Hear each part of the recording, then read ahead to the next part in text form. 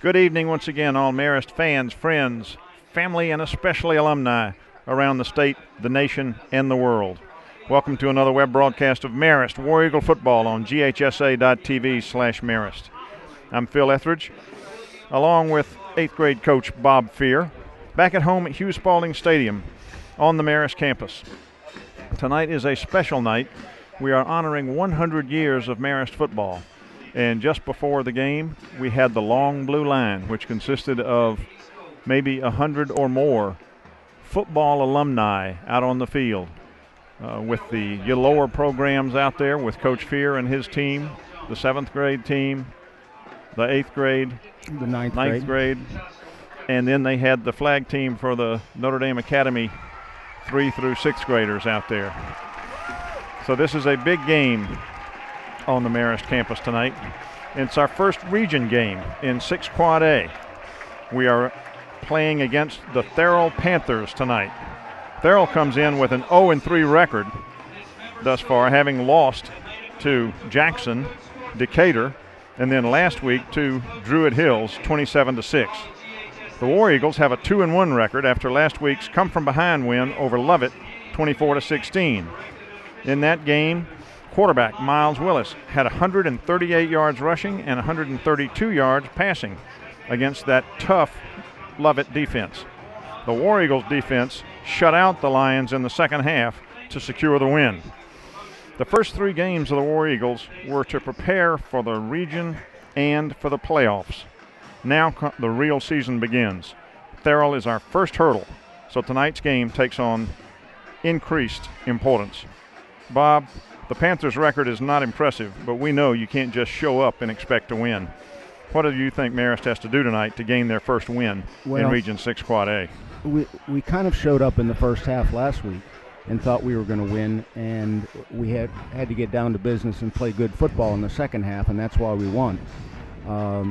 So I think that they learned a lesson last week, and I believe they did, and I think the coaches think they did. We are ready to kick off tonight, and Therrell won the toss, or I did not see them. I think Therrell must have won the toss, because if Marist had won, they'd have taken the ball. Exactly. And so Marist is kicking off, and we are just about ready to go in tonight's first Region 6 Quad A game for the War Eagles this year.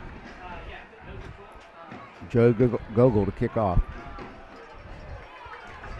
And it's a long kick. It's going to go into the end zone. So Therrell, the Panthers, will start on their own 20-yard line, 1st and 10.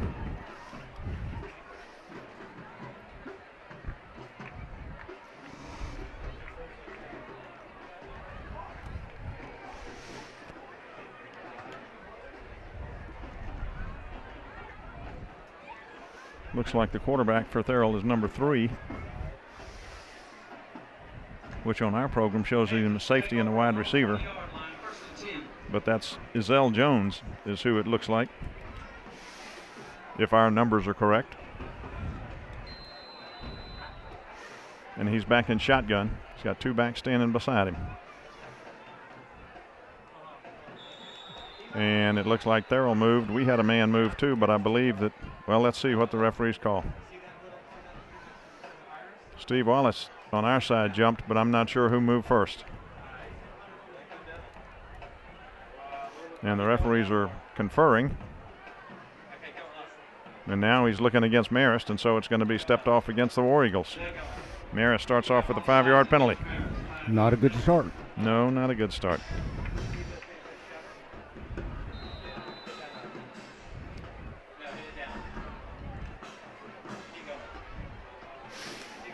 So now we got 1st and 5 at the 25 for the Panthers. First place from scrimmage coming up. They got 2 receivers split wide right, 1 wide left. And he hands it to his back, and he is hit in the backfield and dropped. And that was Greg Taboda and Jason Morris on the stop. And he lost, what did he lose? He lost a couple down to back to the 23.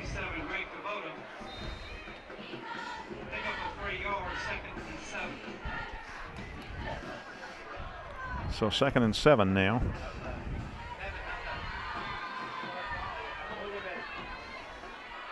Kubota and Brinson are your ends on defense, and Steve Wallace, and then is that Kendall in there?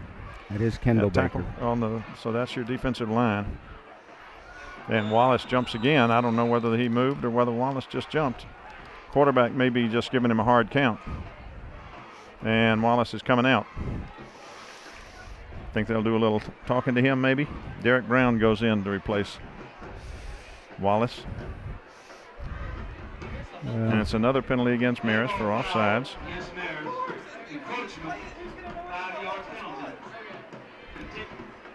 I think they are doing a hard count, and I think that they're going on the second count, not the first count, which sometimes when you're in the beginning of the game you get nervous. And I think that's what happened with Steve. 2nd and 2 now at the 28. Put a man in motion. There's a pitch to him. He's trying to go around the left side. He's met by a bunch of them, and he's dropped there. That was 30. That was Toner, I believe. Michael Toner on the stop, but he fell forward, maybe got a yard. Brandon Young also on that stop.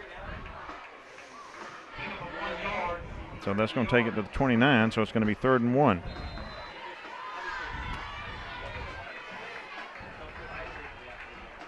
Marist drops into a 5-man line this time. Almost a 6 with Nick Carrier coming up on the left-hand side. Now they back off, and now it's still a 4-man line, and somebody else jumps. And that was Kendall Baker. Boy. Goodness gracious. Goodness gracious is right. And Kendall Baker comes out, and Jack Trainer goes in to replace him. So that's going to be a first down. They got it by way of 3 offside penalties.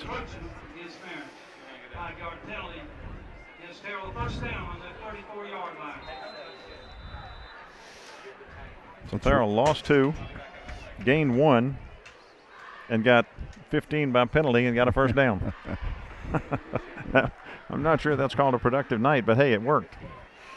So it's first down now and 10 at the 34 for the Panthers. Man in motion again. Quarterback fakes it and gives it to a running back. And he gets, again, maybe a yard or maybe no gain. Jason Morris again on that stop, I believe. They're going to give him a yard. Number 10 is Michael Blake. And he's listed as a quarterback. And he comes up limping. And it looks like he's in some pain. Is he still in there? Yep. Yeah, I see him. He's back in the backfield, but he's looking to the sideline now. And I don't know whether that was just to get a play or saying, hey, coach, I'm hurting.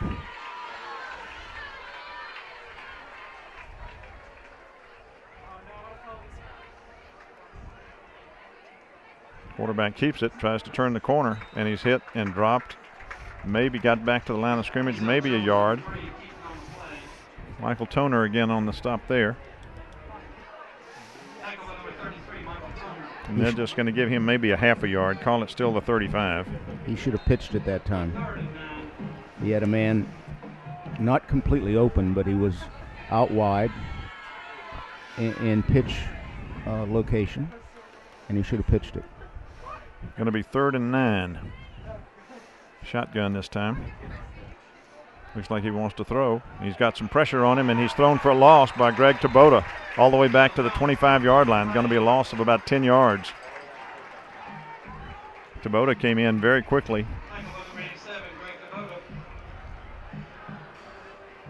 Jones just tried to roll a little to his left and looked up, and there was big Greg Kubota right in his face.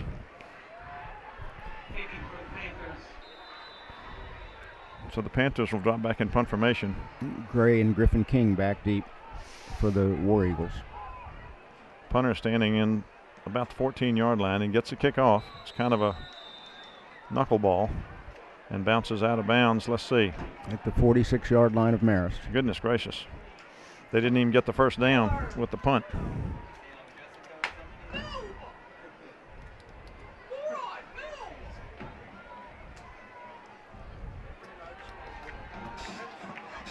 Actually, they're going to put it on the 43-yard line. So Marist takes over with 7:50 to go in the first quarter in very good field position on the Panther 43-yard line. Miles Willis is your quarterback.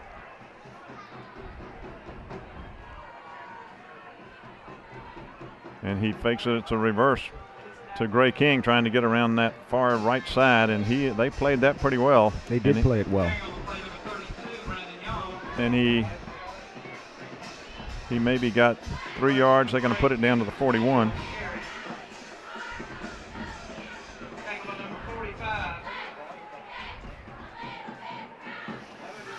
They're going to give him 2. This time Brandon Young splits way out to the left, and they've got a power backfield this time. Gray King and Marcus Miller are your halfbacks. They give it to Gray King. There's a little hole off the right side, and he gets across the 40 and about the 36, 37. 34 belly, second give. And Gray got maybe 5 yards. Going to put it on the 37-yard line, looks like.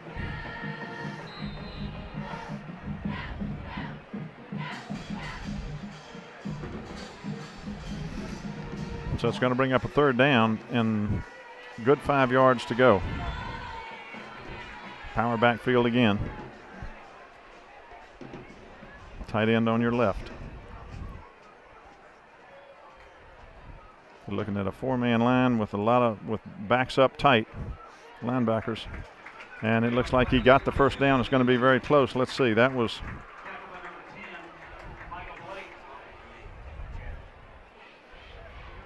Ian Gibson carrying, fullback. And it is going to be a first down.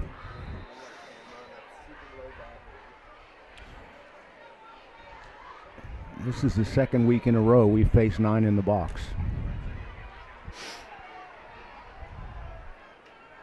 We shift into a power backfield. Greg Taboda split wide right. And we give it to the first man through. And was that Gray? I think it was Ian Gibson. No, it was. It was Ian Gibson, you're correct. And he got about 8 or 9 yards. They're going to put it on the 23, so give him 9 yards on that. A nice first down gain.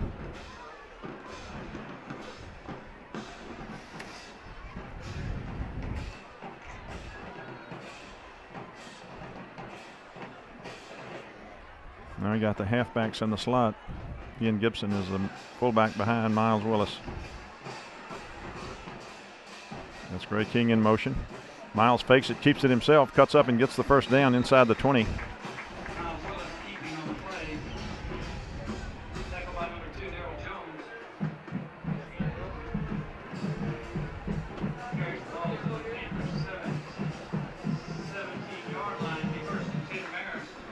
They mark it on the 17, and it's another first down for Marist in the red zone.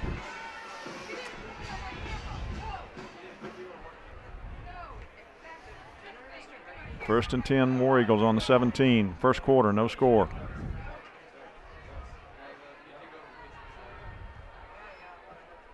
Gray King goes in motion. He gives it to Ian Gibson. The ball's on the ground. I think he was down, though, and I think the official over there is calling it on the ground. So the ball came loose, but he was already down, so no harm. Ball spotted just inside the 15-yard line, so give him a couple.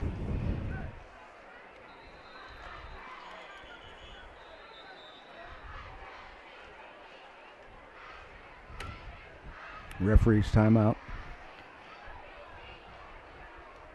Marist with the ball on the 15-yard line. 2nd and 8.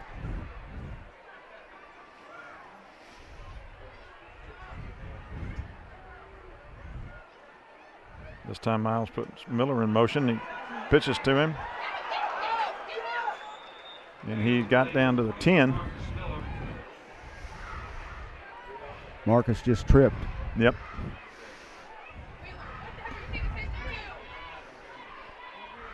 Pick up a 5. So it's going to bring up a third down.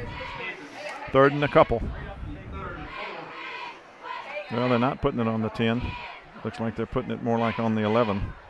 So it'll be third and about 3.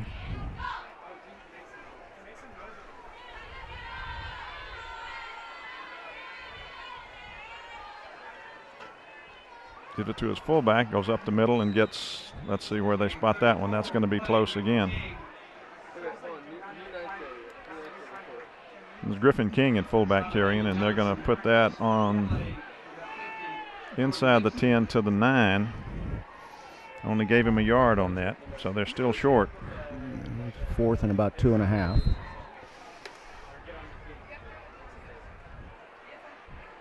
And they're going for it. Again, looking at a line with about 8 or 9 men in the box. And they stuffed that play. Miles was trying to decide whether he should give it to his back or not. That was Griffin King, and the defensive line came in and got both of them and knocked them down for a yard loss. So the ball goes over. It was a very good defensive play. Kids up front need to block a little better. Well, if that's any indication, they sure do. 2:58 to go. Panthers are backed up deep into their own territory on their own 10-yard line. But they take over after having stopped Marist with a first down inside the red zone. First and 10 on the 10 for Therrell. He wants to throw. He throws a pass to the outside. He catches it, but he's got 3 War Eagles over there on top of him. Knock him back, but he was a gain of about 5 or 6 yards. It was 5 yards.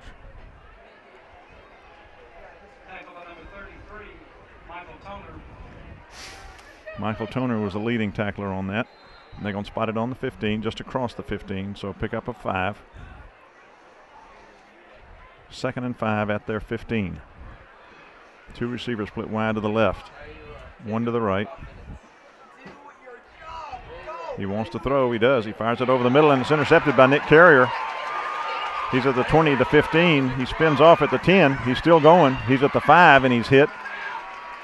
And he's going to be dragged down, I believe, at about the 5-yard line. He intercepted that ball on about the 30. It was a nice interception and a nice run back by Nick. Nick refused to go down when he got to the 5-yard line, and a number of people hit him, and he just wouldn't go down. So with 2:04 to go, Marist gets the ball right back. This time they are inside the 10-yard line. Spotted it right on the 5. First and goal at the 5.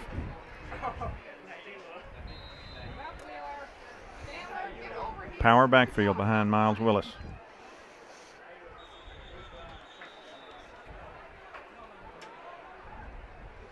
Somebody moved again.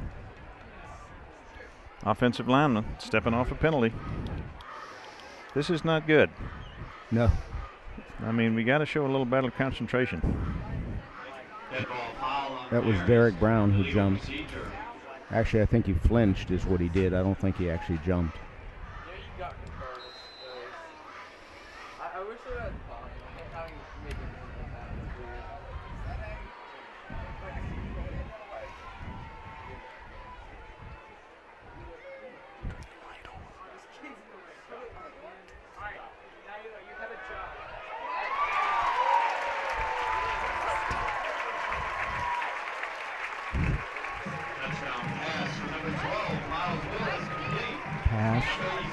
What happened? I was pass to Greg Taboda, back of the end zone. Greg makes the catch. Touchdown. Touchdown.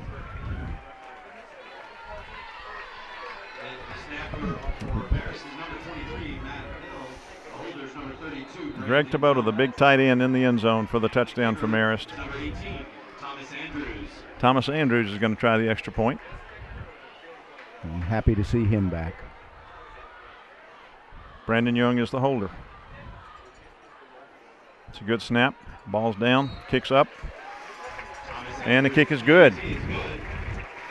So Marist is on the board with 1:59 in the first quarter. Draw first blood, as they say. 7-0 War Eagles.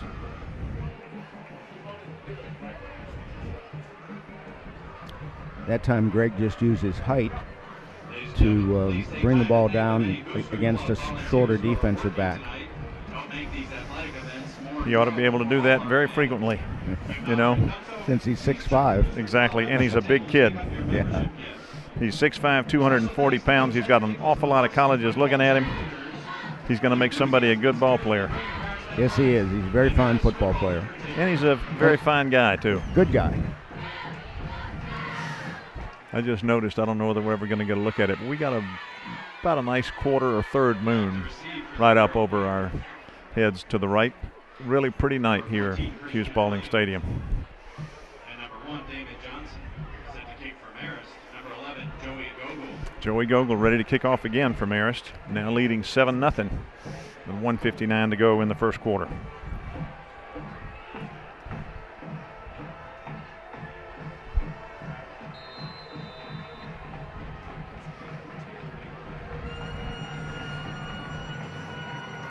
And that's a shorter one. It's going to be taken at about the 7-yard line. Number 14, he's got a seam. And was that Brandon Young again? It was. How come he makes all the saving tackles? Because that's his job. But he doesn't miss. That's why he's known as the safety. He is a good safety. Yes, he is. In more ways than one. Nice stop by Brandon Young. It looked like he was going to be gone. That was Christian Williams who took that ball and ran it all the way back to the 35-yard line. Took it on about the 7. And you're right. Without Brandon, he might have been gone. So 1st and 10 Panthers at their own 35.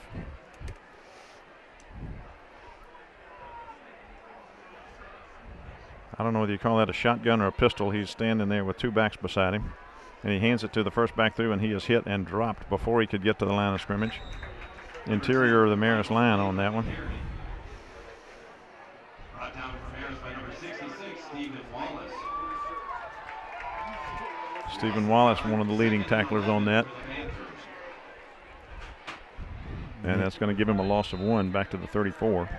Maybe Stephen has adjusted his internal clock. I bet the coaches said, hey, if you don't adjust your internal clock, you're going to be watching it. Am I doing what? No, you gotta put that there.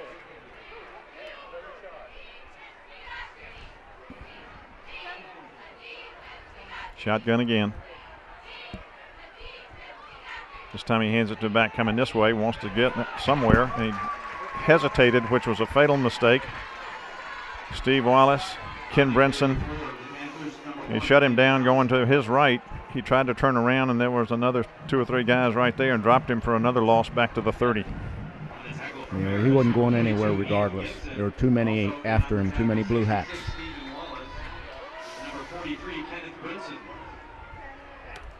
So the ball's back on the 30 now. 3rd down and about 18.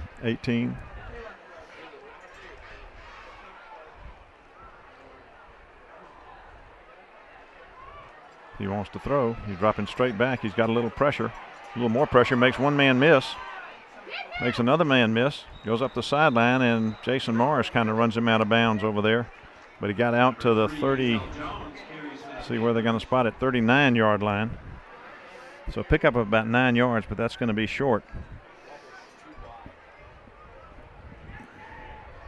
It's going to bring up a 4th down and about 6 or 7. And they are going to drop back in punt formation, and the King brothers drop back again. Gray King and Griffin King back. Gets a little better snap this time. He steps into it and gets it off. Not a very good punt again. And it goes out of bounds again. And let's see where they're going to spot that one. They're going to spot that at the Marist 40-yard line. All sports competitions are in full swing. So I'm not sure how much time is left. The scoreboard shows 73, and I'm not sure what that means. Well, it's certainly not minutes. And it isn't seconds. No. So Marist takes over with little time on the clock, but on their own 40-yard line. Now Miles wants to throw, and he's got a little pass out here. Gray King bounces it off his hands and catches it, makes one man miss, gets all the way across the 50, across the 40, down to the 36-7-yard line, it looks like, 36-yard line. It was a nice catch by Gray. Surely was. Good concentration on the ball. And that's going to do it for the first quarter. With Marist getting the 1st and 10, they're going to put it on the 36-yard line of the Panthers. So that was a nice, let's see, 10? 24 yards. 24-yard pass to Gray King for a first down. And it was well executed by Miles also. He had people in his face. Yeah. And he just dropped it over them. And Gray reached up with his right hand and brought it back into his body, and then made a few people miss to get another 6 or 8 yards. Yeah, it was a nice catch and run.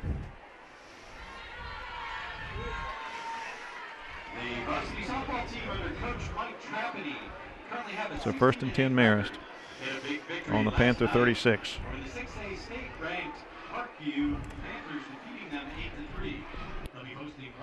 Monday night at 5:30. The JV softball team is currently 5-6 and will play Monday evening at 5:15 at Westminster. The 7th and 8th grade softball team has a 6-2 record. They will host GAC on Tuesday at 5 p.m. at Cross Creek Field. Go Lady War Eagles softball. So we start the second quarter. Marist up 7-0 and first down on the Panther 36.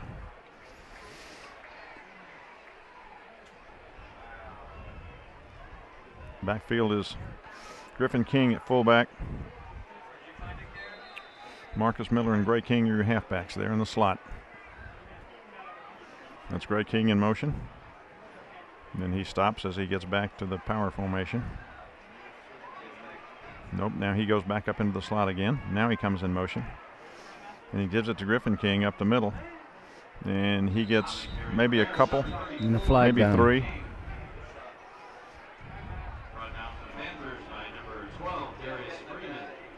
Flag down in the area where it usually indicates holding.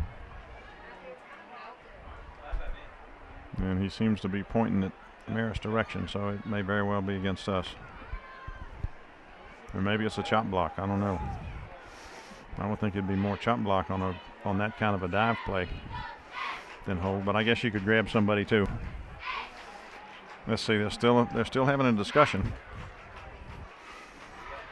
And now the Therrell ball player is trying to get involved in the discussion. Let's see. Maybe he'll tell us. Oh, okay. Illegal shift. I'm not sure what that meant. Gray was moving around, but I'm not sure what was illegal about it. Now the official's coming over explaining it to Coach Chadwick. Maybe he's saying he wasn't set, perhaps. He wasn't set, perhaps. Coach Chadwick is trying to explain what he did.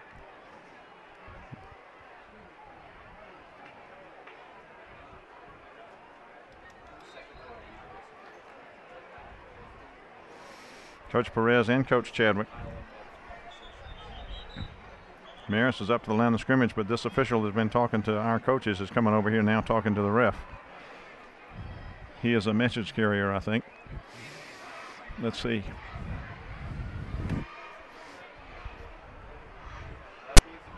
Now the official that called it has joined the conversation. And now this official says, oh, I see, and he comes back over here to explain it to Coach Chadwick again.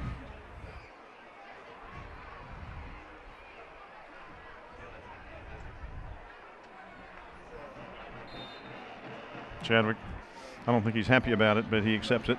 So anyway, it's 1st and 10 Marist now with the ball on the 41. Miles wants to throw.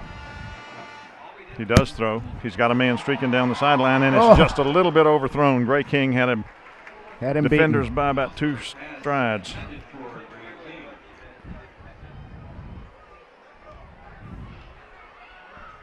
He can really fly. Yep. Well, but he didn't fly quite far enough because the pass was overthrown. You're right. He had to have just a well, he needed to be Tabota's size and flying, and then he might have had it. Right. Or at least he had a shot. Little bigger wingspan. Exactly. Okay, 2nd and 15. After the penalty that we're not quite sure what it was. Called an illegal shift. 2nd and 15. Man in motion. Miles makes the pitch. Gray King turns the corner. He's across the 50, across the 35, to the 30, and he's hit and dropped at the 30-yard line. Going to be slightly short of the first down, but a good pickup. Going to be about 4 yards short. And I don't know if you noticed it, but Devin Khalil stayed with his stock block until Gray was on the ground. Good for him. No, I did not notice. I was watching Gray. And now they've got a hold, and they might have called it on Devin. I don't know.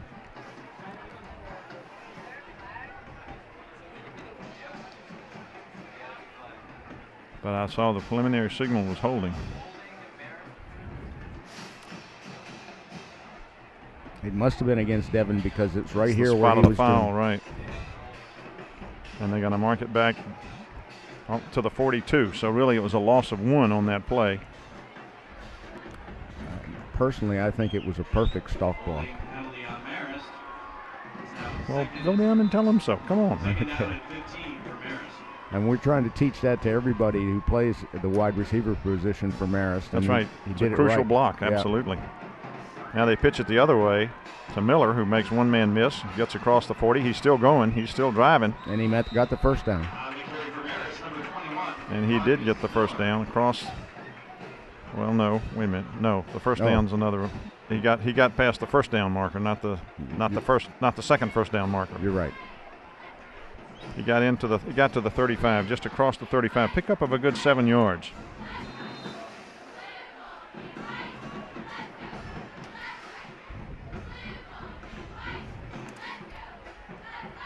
But that's going to be about 3rd and 8, long 8 maybe.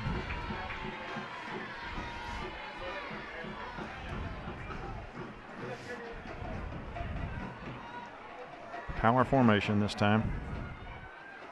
3rd and long. Miles fakes it. He's got a lot of people in his face. He throws it out here complete to Griffin King, who catches it. He's at the 20, jumps a man, gets inside the 20 to the 15, 14-yard line before he's tackled. Nice pass. He had to come back and catch that low, Bob, and then turned upfield and made a couple guys miss. It was right above his shoelaces. That's how nice a catch he made. And then a nice run after the catch. And they're going to put it down on the 14. 1st and 10 Marist at the 14. Therrell calls a timeout. So Marist has 1st and 10 in the red zone again. Let's see if they can cash in.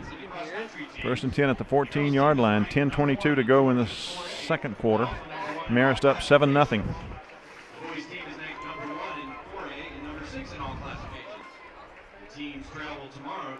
Well, so far they haven't looked bad, but they haven't looked really sharp.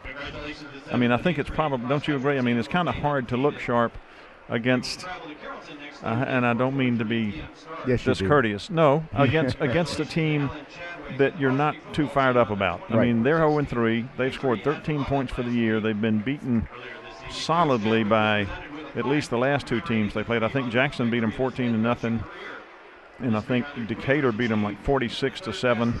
Druid Hills beat them 27-6. And Druid Hills hasn't been a football power in decades. Neither has Decatur. I mean, I wouldn't tell Coach Chadwick that because that's where he went to school. But I think he knows it. But no, I mean, Therrell last year I don't think won but 1 or 2 games. They've only got about 35, 40 players on their team. So I don't think they're fired up. But you got to come out and execute. You got to play hard. I remember Coach Ron Bell telling my son when he was playing basketball against a lesser team, he said, play for somebody in the stands. Try to impress your girlfriend, impress your mom, impress some college coach that's looking at you. You know, don't ever take it easy. It was nice advice, wasn't it? No, it was good. And that's what I mean. No, it was a very good thing to say because when you're against a team like this, and particularly, I mean, wait until we get to the fourth quarter if we're up some big. You can't stop playing. You can't let yourself get into bad habits. You've still got to play with intensity, try to do everything exactly right, And it's to motivate yourself to do that, you've got to have some, some reason for it. We got down inside, let's see, we're inside the 10, about the 9-yard line.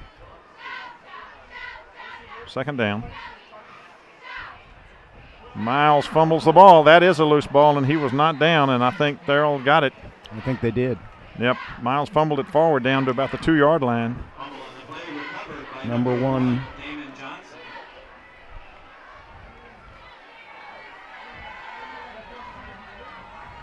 No, they don't have a number 1, but it was number 1 who recovered the fumble.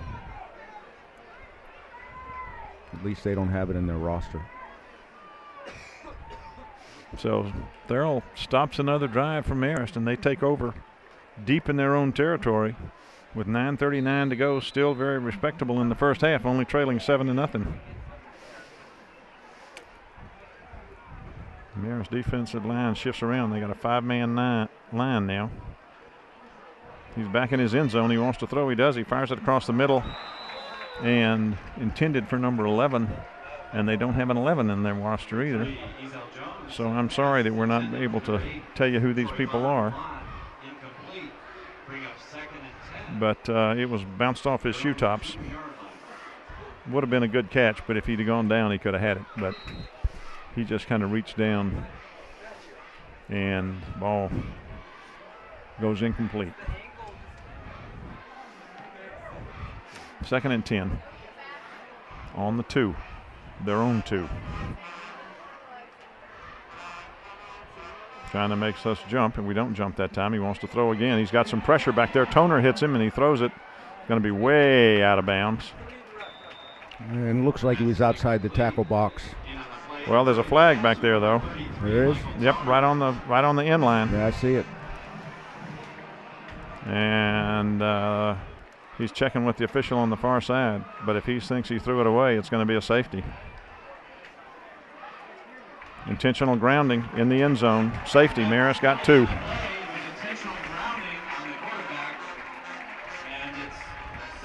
I thought he was outside the tackle box myself. Is that a high school rule too? I don't think it is. I think that's part of the problem. It is.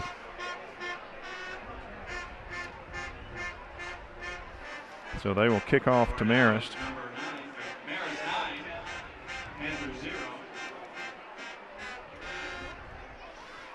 At 9:28, Marist puts another 2 points on the board. And the Panthers will kick off from their own 20. Coach Kendall Reed Redshirt and the Varsity volleyball team currently have a 13-8 record. They will host Carver and Redan next Thursday, with matches starting at 5 p.m. I might be getting old, but do you see? No, there's no question about that. Do you see the T in Marist in the center? Yeah, I do. Is it off balance? The top of the T doesn't look quite as thick as it ought to be. Is that what you're saying? Well, and it's also maybe slanted to the left. Yes. Yep. I agree. So I'm not as old as I thought I was. Well, yeah, you are, but your vision is still good. Okay. Deep to receive for Marist, number 22, Gray King. Number 34, Griffin King. Gray King and Griffin King deep to receive the kickoff from the safety, and I guess he is going to kick it off, but they're not very deep. They're on about the 25-yard line. And they're kicking off from the 20.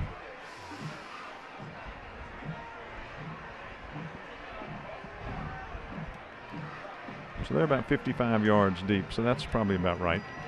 Ordinarily, if you kick off from the 40. And we await the official signal. And we get it. And he puts his foot in it, and it's a kick to the side and bounces. You better pick up that ball, Griffin, and he does, and he's get back across the 50. He's still going to about the 47-yard line of the Panthers. Nice little run back. He bobbled the ball a little bit, but picked it up and didn't panic. Took off and ran it back about 20 yards. Tackle brought down by number 12, Darius Freeman. Number 2, Daryl Jones. I think he's growing up a little bit. He's just a sophomore, isn't he? Right. Yep. He's definitely growing up. He's going to be good. He's already good, but he's going to do nothing but get better. Call it the Panther 46. Marist takes over 1st and 10, leading 9-0 now with 9:22 to go in the half. Miles makes a pitch to Miller, who turns the corner, makes one man miss, gets across the 40 and falls. He made one man miss, made a nice little move, but lost his balance and couldn't regain it. Across the 40, got to the 30. Call it the 38. I'm very excited for Marcus Miller because when I had him in the 8th grade, he was just starting to play football, and he had to learn the game. And he's become a really fine football player. Yeah, he's a quick learner. Yep. He's got some speed too, doesn't he? Yep. He can fly, and he glides. It's not a choppy run; it's a gliding run. Right. Miles follows his fullback. He makes a man miss at the line of scrimmage, makes a cut. He's at the 10. He's not going to get him. Miles Willis takes it in for a 38-yard touchdown. And no flags. And no flag. 8:32 in the half. Miles Willis takes it in from 38 yards out. Into the point after attempt. The holder is number 23, Matt Hill. Correction, the snapper is number 23, Matt Hill. The holder is number 32, Brandon Young. And in for the point after attempt, number 25, Fletcher Malloy. Matt Hill is the long snapper. Brandon Young is the holder. And Fletcher Malloy is going to try the extra point this time.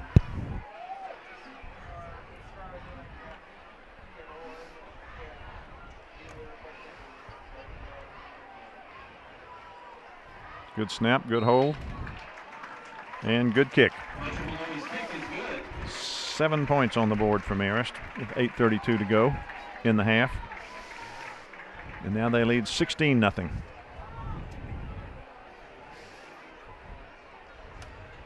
Special thanks to our War Eagle marching band under the direction of Mark Craddock and Scott Sparrowhawk and the Marist Choral Group under the direction of Sharon Cohealy. The PA announcer just mentioned the choral group and who was in charge of that.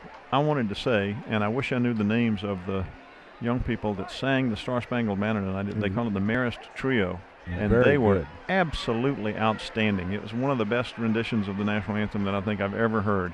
Tough song to sing, and they did a wonderful job. Yeah, and the harmony, it was absolutely beautiful. And they did it a cappella. There wasn't anything but them singing, and it was breathtaking. I don't think we have a recording of it. I wish we did. I didn't know you went to Brevard.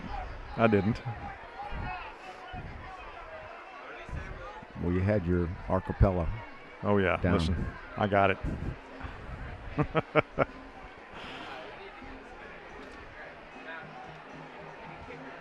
So Marist is prepared to kick off. This is Joey Gogol again, going to do the kicking.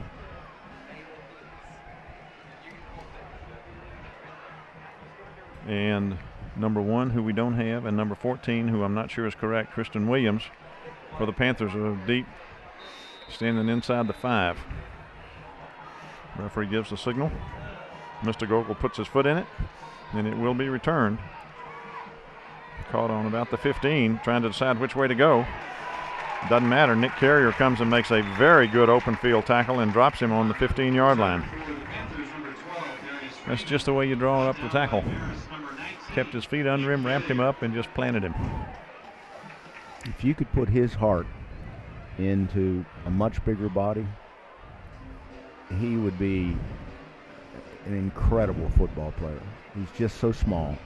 He's pretty good even at that size. Yep, but you're right. No, I hear what you're saying. I don't disagree at all.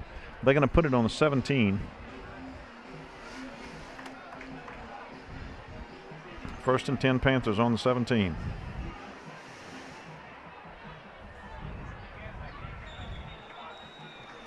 And they had a man jump just a little bit. Number 1, who we don't know. He really did. He was 10 yards down the field. Yeah. So that'll back it up to the 12. Ought to be the 12.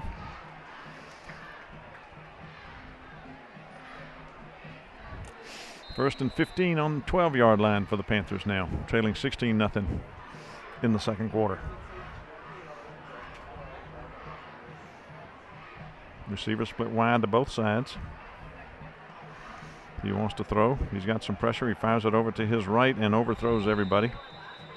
He was going for number 4. Gray King was covering over there. Gray King was actually closer to the football than his receiver was.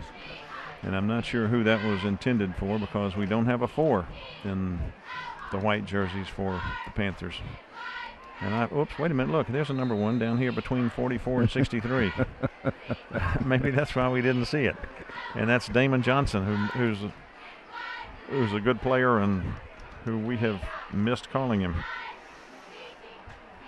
Another pass. This time it's intercepted by Nick Carrier again. He's got a block at the 12-yard line, and Nick Carrier takes it in for a touchdown. And I don't know who that was to, but Nick Carrier was standing right there and hit him right in the numbers. Certainly did. Interception for Marist by number 19, Nick Carrier, runs it in for the touchdown.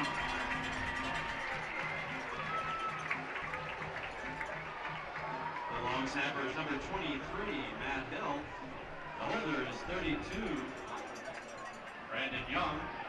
And in for the point after kick, number 18, Thomas Andrews. Thomas Andrews will try the extra point this time.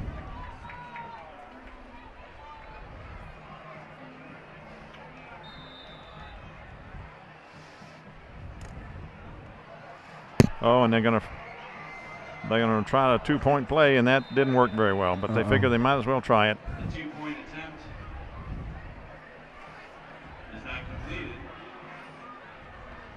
Ball was run by number 18, Thomas Andrews. So with 8:14 to go, your score 22-0 Marist.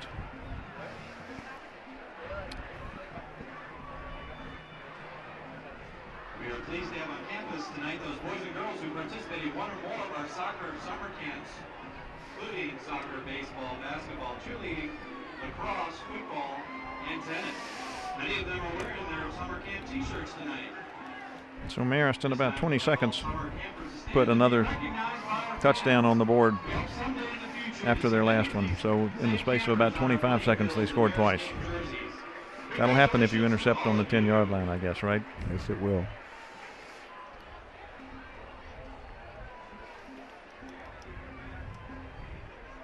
The good thing about a game like this is that we'll get lots of young people in. Well, that's provided we can find them and catch them and give them a little credit.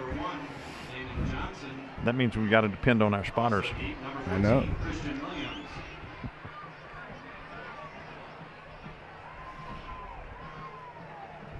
Looks like Fletcher Malloy is going to try to on this kickoff. We're letting everybody participate. And it's a high kick taken on the 15 by number 1, who turns that corner.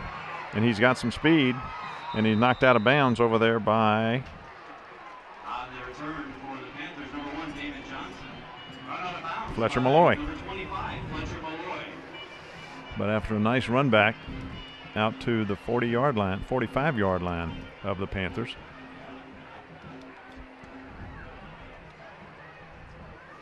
They take over trailing 22-0. 8:06 to go in the half. I'd like to remind all fans to stop by the Alumni Tent. Marist alum Franklin Cox, author of the newly released book, Marist Football. Inside the word of tradition, we signing books in the London Times at halftime. 1st and 10 Panthers on their own. Call it the 45. It's between the 44 and the 45. Shotgun again. He wants to throw again. He does. He fires it over to his right. And it's bobbled. Intercepted, I think. Oh, no, they dropped it. I mean, they couldn't get it. That was Nick Carrier trying for it. Also, in on that was Antonio De Quesada. Almost got it on the ricochet. The ball goes incomplete. Mr. De Quesada and I talked before the game, and I've got his second son in the 8th grade, and we call him DQ too. That's good. As long as somebody doesn't get confused with Dairy Queen or something. 2nd and 10. He wants to throw. Greg Tabota's after him. He misses him. Another man misses him. But he saw Stephen Wallace coming in and decided he better get on the ground, I think. He actually tripped, bound to the 35-yard line. Loss of about 10 yards.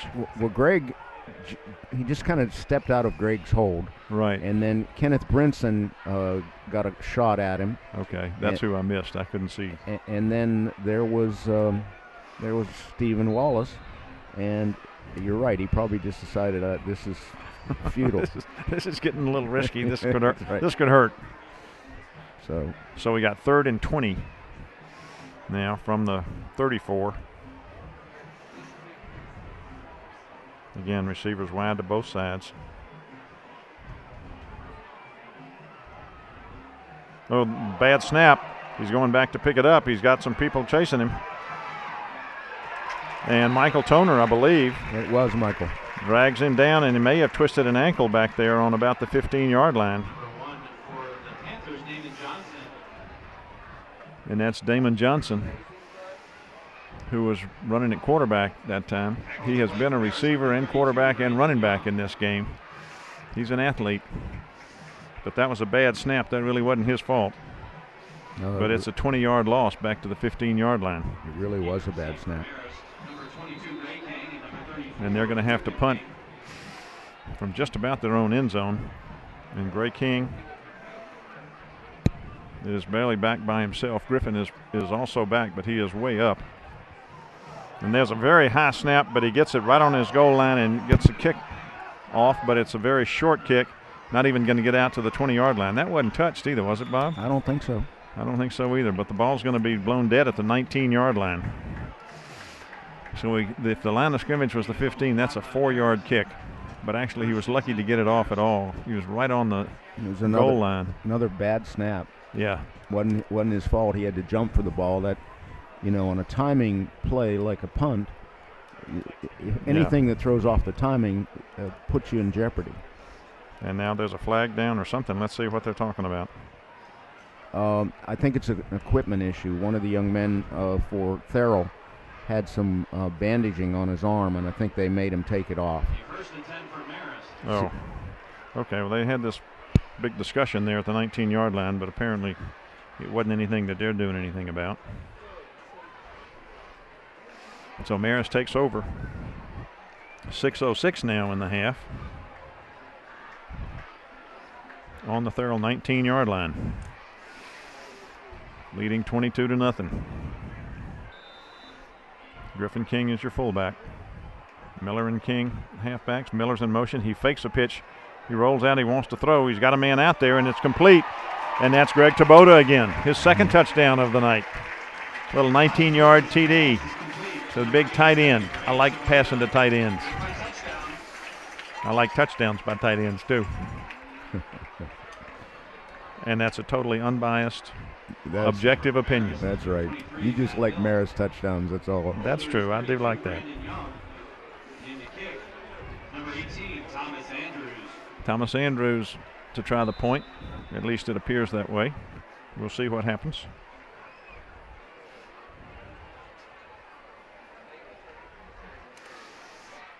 Brandon Young is your holder. He does. He sets it down, and the kick is good. Andrews' kick is good. 29-0 with 6 minutes to go in the first half.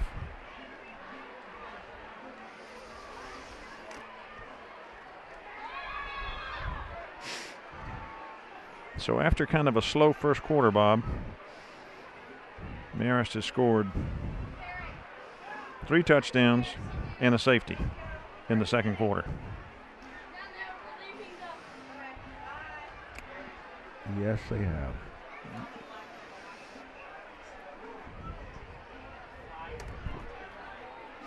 And Therrell has run 1, 2, 3, 4, 5, 6, 7, 8 plays for probably negative yards. What is that? Is that just a piece of tape? Yeah, down there inside the 20? Yeah. Yeah. That's the tape that they were taking off that young man's arm. You can see there's some more over here on the sideline. Yeah, well, I saw him throw some off. That's why I didn't know that was still there. So Joey Gogol ready to kick off again. Damon Johnson back deep. One of the players back deep. The other one is number 14, who is Christian Williams. Mr. Gogol comes forward, puts his foot in it. It's a high kick over towards the sideline, and it goes out of bounds. That's going to be a penalty against Marist, and they'll bring it out to the 30 or 35. In the 8th grade, they bring it out to the 42. Now you tell me why gracious. that is. Well, maybe because they're 8th graders, but I really don't. I'm not sure what the logic behind that is.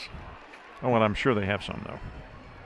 We do a lot of sunshine kicks, or as you and I discussed last week, I guess it was, or maybe before then, sunlight kicks. And so occasionally they go out of bounds. And you could have knocked me over with a feather the first time they moved it to the 42-yard line. I bet. So it is the 35. Yep. And they will take over. The Panthers will take over on their own 35-yard line. And I don't think the clock should have moved. It went to 5:59, but it still ought to be 6 minutes.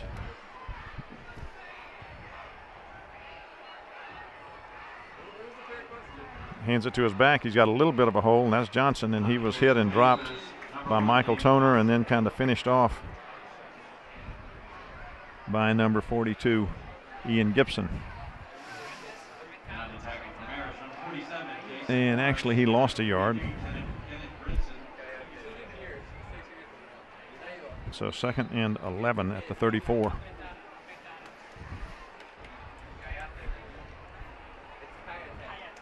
This time they put 3 receivers to the right.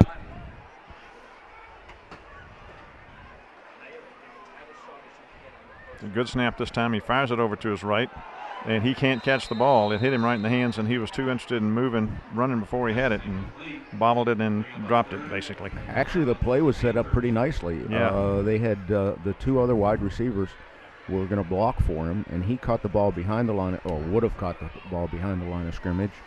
And, he might have gotten a seam. Yeah, with a couple blockers in front of him, you're right. And with his speed, it didn't even take much to find that little seam and do something with it. But the first thing is you got to catch the ball. 3rd down. He wants to throw it again. He's got some pressure. Lots of pressure. Breakaway, but not from Taboda. Taboda came in and everybody else had a shot, and Greg just kind of stood there and said, okay, go ahead. And then they all kind of missed, and so he finished him off. Right. In the backfield were Kenneth Brinson, Michael Toner, Greg Taboda. At least those 3 that I was able to see. Right. I think there were either 3 or 4 back there. So they lost about 4 on that. So they got a punt again. And again, deep for Marist is Gray King with Griffin King up short on the left side, and it's another high snap. He gets that and gets it off. And the ball is bouncing around and takes a Marist bounce back against the Panthers. And it's going to be down by them on the 36-yard line. Again, not even enough distance to go beyond the down to make line. That's not real good. No, it really isn't. But again, it was a bad snap, and he's gotten a little gun shy, I think. And you can't blame him. No, and he dropped the ball to his foot as opposed to bringing the foot up to the ball. They hand off this time to Gray King, who goes off the right side, and looks like he got inside the 30 to about the 27.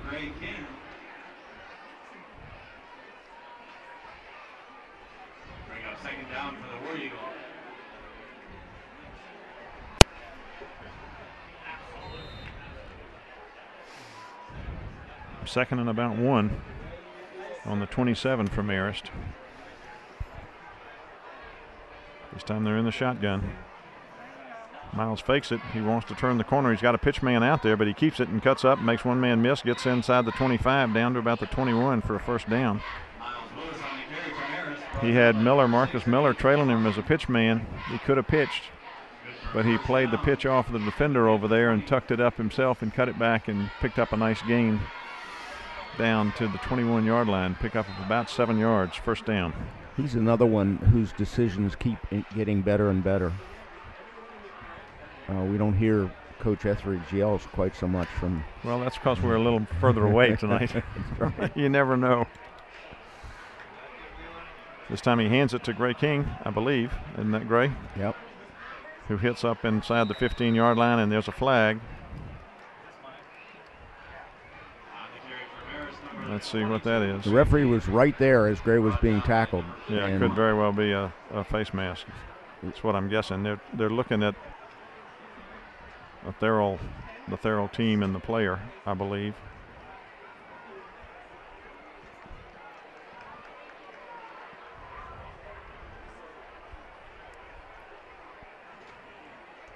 And 51 leaves the game, but I'm not sure whether that's just a substitution or whether they're coming up. Personal foul, face mask. Face mask on the Panthers. Against the Panthers. You have to distance the goal line. The gain was down to First down for Marist. about the 14, but it's a penalty on top of that. For Marist at the 7-yard line. And the penalty goes half the distance. So it's a 1st and goal at the 7. 3:21 to go. Marist up 29-0. 3:21 to go in the half. Power formation this time. Tight end on the left. Miles makes the pitch to Gray King. It's a little behind him, but he's turning the corner with his speed anyway. He hits one man and dives forward for a touchdown. He just flat ran over somebody, yes, Bob. He did. Tough running by Gray King. He's not big, but he's powerful, and he's fast.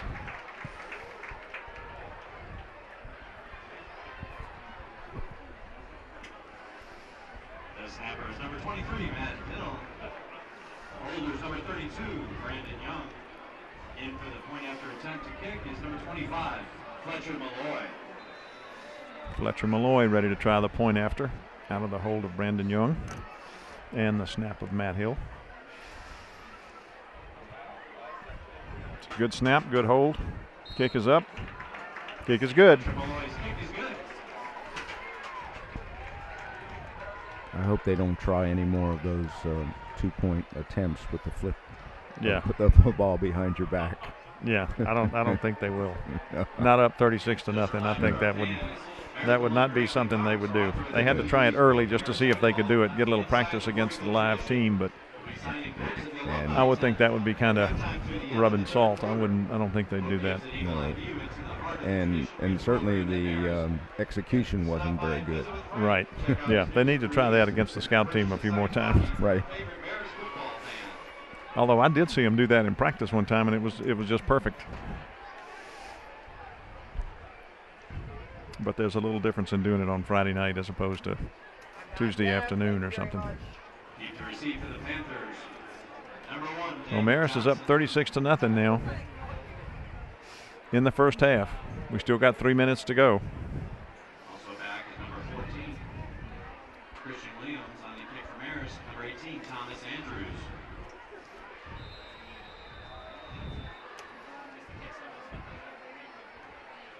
And Marist kicks a sunshine kick this time.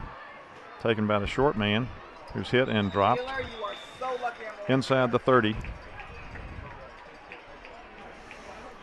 About the 29-yard line is where they're going to spot that. Jeremiah Smith. So with 3 minutes to go, the Panthers will start at their own 29.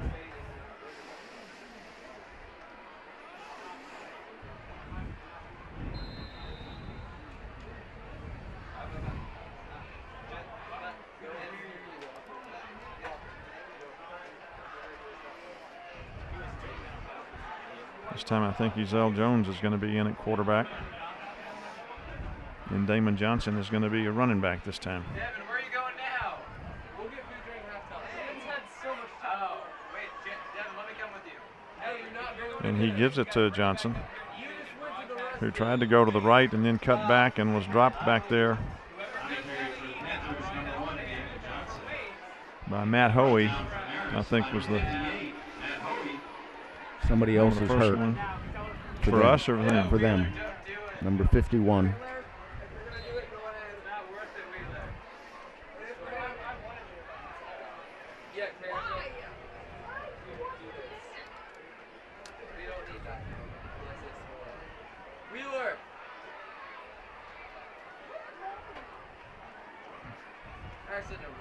Second and 10. This time he's under center. He puts Johnson in motion. He makes a pitch to him. He wants to go around the side. He makes one man miss, puts his head down, gets across the 30 to maybe the 32. Kenneth Brinson. Kenneth Brinson on the stop. Pick up of 3. All right. They're starting to put in all the younger people. Bobby Perez is in. Evan Weir is in. Looking at a 5-man line. Now Marist brings up a backer. Tight and drops him back, drops the other one back. It's a 4-man line. He fakes a pitch, hands it to Johnson in a little quick trap up the middle.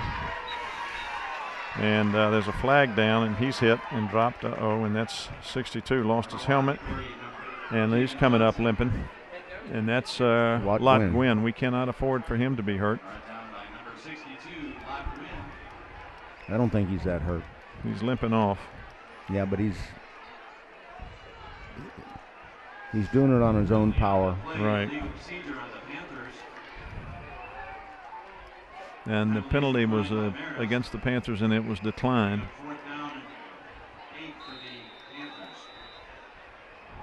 And a timeout Marist. The ball spotted on the 33.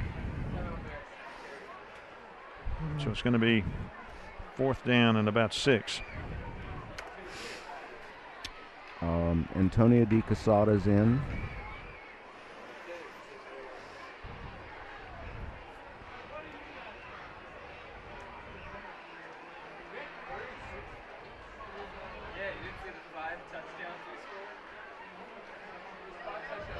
So I think we are going to start seeing a lot of different bodies in the second half. Bob, up 36-0. We got 1:27 to go in the half, but Marist has a substantial lead, and the Panthers really have not shown a whole lot, let's be honest. So it's a good opportunity for Marist to put some younger ones in there, as you say. Bobby Perez this time in, and Griffin King drop back.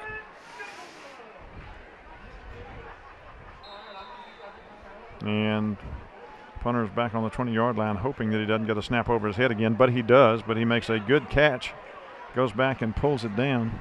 And again, it's a very short kick and bounces back again. Didn't make it to 10 yards. And is going to be downed at the 38-yard line.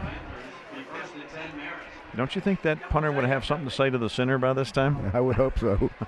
I'd almost say, hey, roll it back to me. Chase Martinson's in a quarterback. The line of scrimmage was the 33, and the ball is now on the 38. That's a 5-yard punt. Marist with 1:19 to go takes over on on the Therrell 38-yard line. Chase Martinson makes a pitch out here to Gray King, who turns the corner, puts his hand down, catches his balance, makes 2 or 3 people miss, and is dropped and hogtied basically almost on the 30-yard line. And that was another example of good stock blocking by Marcus Miller. He got out there, he stayed with his man, gave Gray King an opportunity to get a few extra yards. Ball's on the 30, 2nd and 2. Chase wants to throw. He takes the ball back and drops it, picks it up, and he's going to get the first down and maybe more. Takes it inside the 25 for a first down. He just took the ball back to pass it, and it came right out of his hand.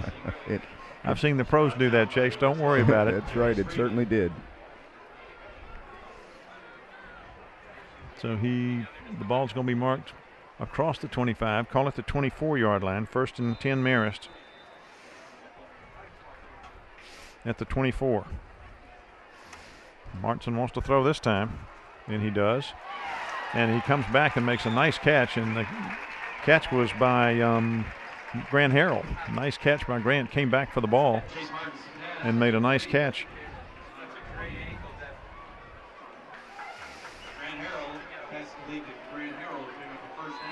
And they're spotting that on the 13-yard line.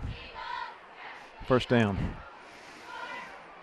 That time Chase wanted to either take it or pitch it, and he couldn't do either one. He's hit and dropped on the 15.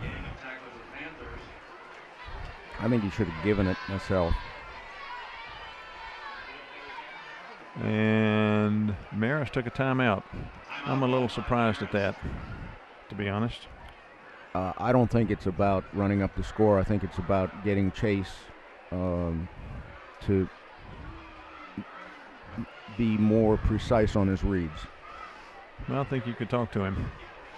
You know, you got a whole second half to get him more precise on his reads. And 18 seconds left in the half, up 36-0.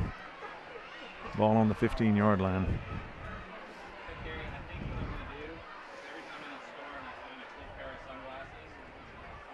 And besides that, I'm running out of room on my your scoring sheet? On my drive chart, yeah. I didn't need to run another play. If you want to know the truth, that's the real reason why I didn't like that. No, I don't think you ever should run up the score. Well, we may not. I mean, we may come out and take a knee. Who knows? But I doubt it.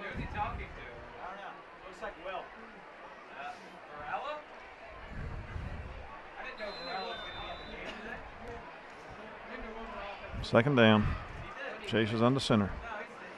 He's rolling to his left. He wants to throw. He does throw. He's got a man out there, and it's knocked down. Almost intercepted. He had Gray King out in the left corner of the end zone, but he was covered pretty well. And if he had intercepted it, that young man may have gone 100 yards. Yeah, that's true. That's true, because they were out there by themselves. Right. And Gray had actually two men on him. He was double covered over there. Mm-hmm. Okay, where am I going to put this?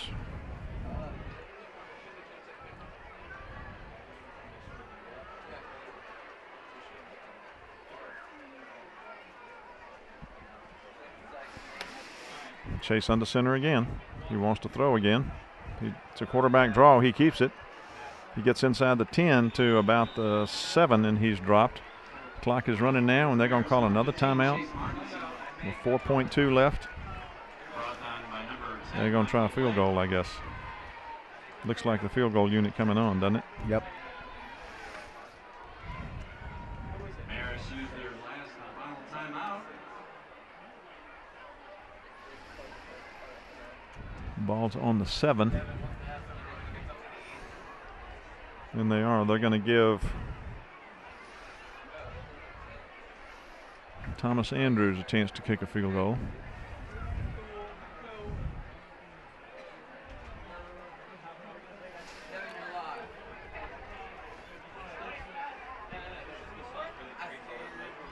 Again, Brandon Young is your holder.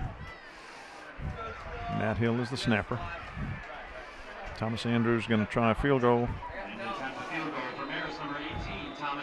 And they're going to place it on, call it the 14, 13, 24, 23, 24-yard field goal. Good snap. Ball's down. Kick is up. And the kick is good. And the clock didn't even start. I don't know where the clock operator is, but he fell asleep on that one. It's still 4.2 seconds.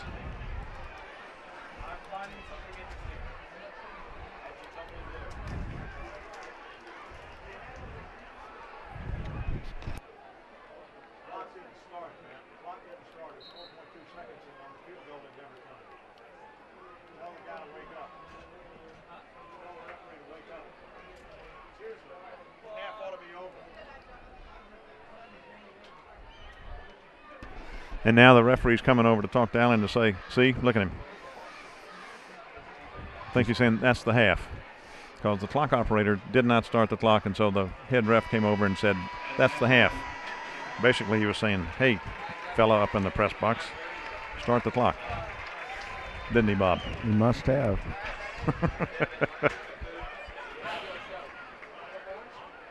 So Marist at halftime now.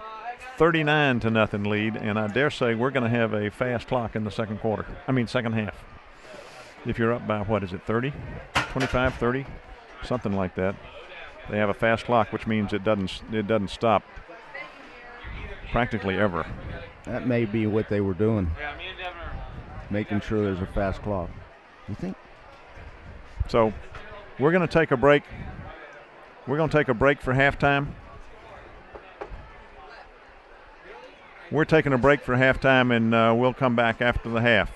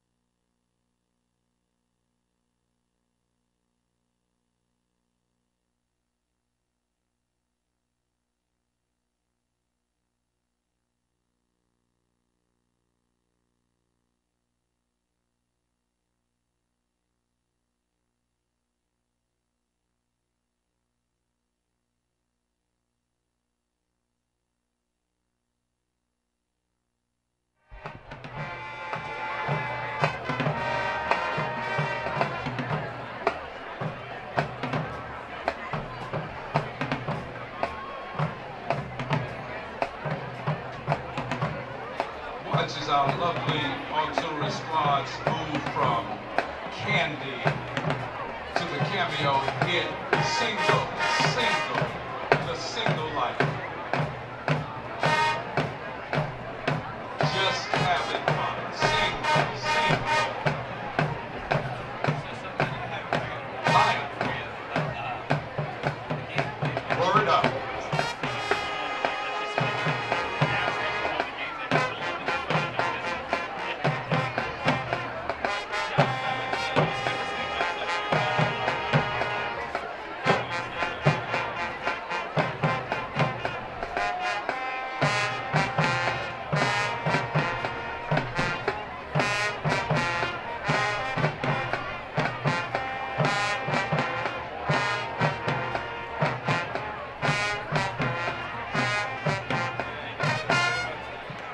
Cameo.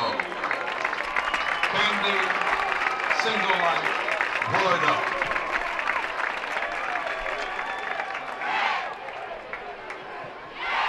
Are there any James Brown fans in the house? The classic I Feel Good, nobody ever knew its title. Better known with the expression, hey, hey, I feel all right.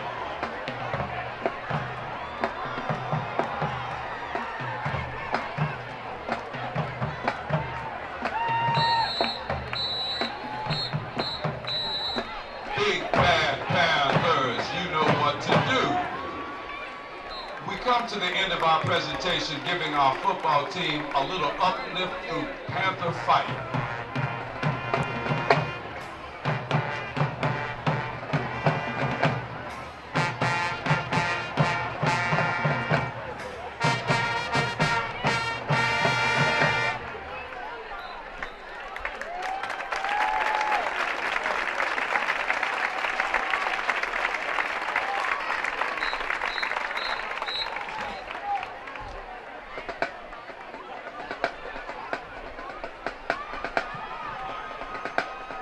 Sponsors of our auxiliary, advisors, academic sponsors, Michaela Robinson, Rashonda Burke, majorette sponsor, Vania Westbrook, dance line sponsors, Tashia Murphy, Christina Therrell, our flag line sponsor, Shaquille Serson, Sybil Hennatu, and I'm your friendly announcer and director, Robert Bride. We thank you for your support. We hope we have warmed your spirits. Have a great weekend.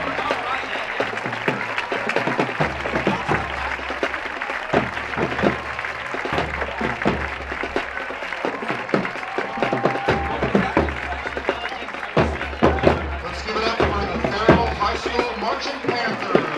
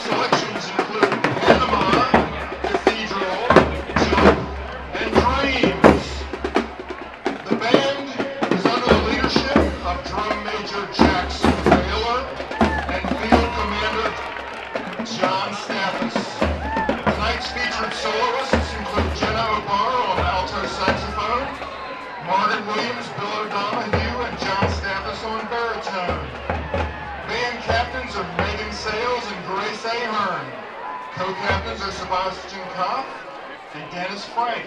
Hit captain is Charlie Hickey. Percussion captain is Natalie Benline. And color guard captain is Catherine Joseph. Drum major Jackson Taylor. Is the band ready to take the field?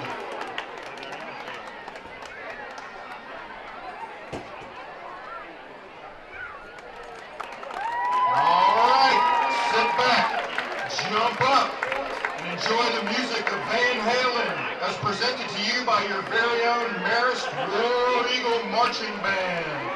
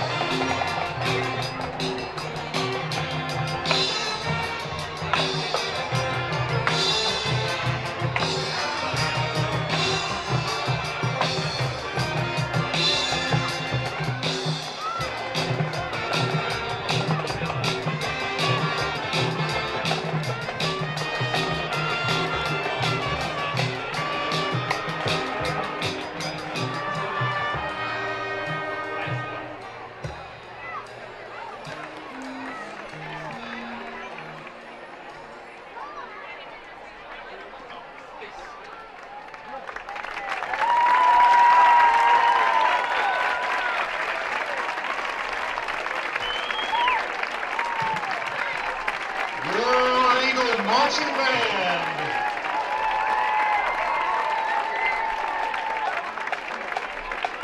The band is under the direction of band director Mark Craddock and assistant director Scott Sparrowhawk. We had a little trumpet solo there by Alex Lawrence, Anna Diley, and Dennis Frank.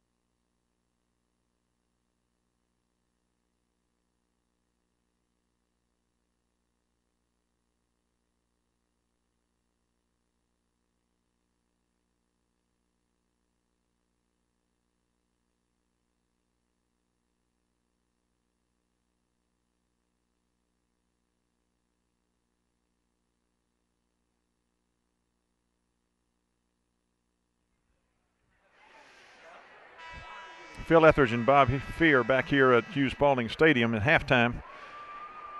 With your score, Marist 39, Therrell Panthers 0. The stats for the first half.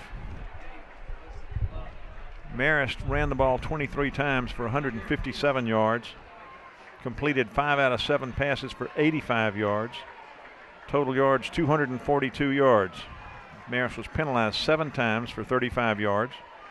And they had 7 first downs. Therrell ran the ball 15 times for a total of 28 yards, completed 1 pass for 6 yards for a total of 20. I'm sorry, that wasn't 28 yards, it was 22 yards for a total of 22 yards. 2 penalties for 12 yards and 1 first down. Actually, okay, I see what I did. I did not read this correctly. I apologize. They ran the ball 15 times for a minus 28 yards. Wow. They completed 1 pass for 6 yards, so their total yardage in the first half is minus 22 yards. That's not real good. No, it isn't. Marist scored 32 points in the second quarter after leading in the first quarter 7-0. We are ready to start the second half, and Therrell will be kicking off. And deep for Marist, Bobby Perez, and also Matt Perez.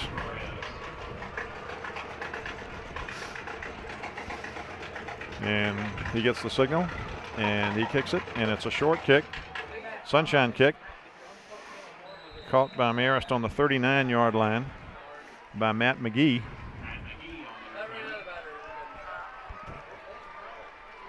And he gets it out across the 40 to the 41-yard line, and it's going to be 1st and 10 Marist on their own 41.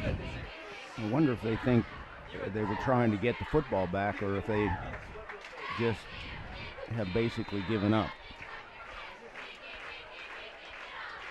We'll try to give you the lineups here because we suspect that they're going to be somewhat different. Chase Martinson is your quarterback. Puts a man in motion, hands it to his fullback. Kind of a sloppy exchange, but at least there wasn't a fumble on the play. Julian Clark was the fullback on that play. And he got about 3 or 4 yards. The backfield is Julian Clark, and let's see who else. John Tapp looks like he's in at 1 halfback, I believe.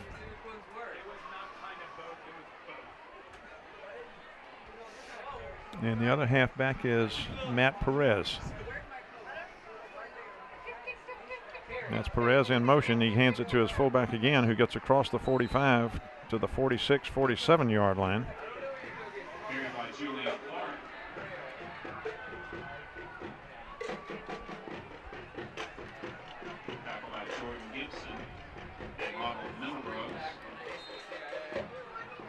It's going to be 3rd down and about 4.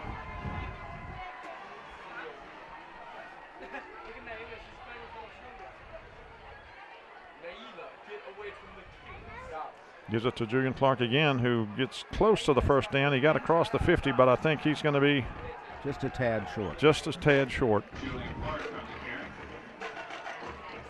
Yeah, the ball is just across the 50-yard line. He's got to get to the 49.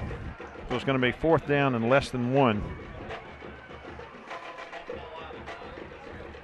And let's see what Marist does. Looks like they're going to go for it, Bob. I guess why not, huh?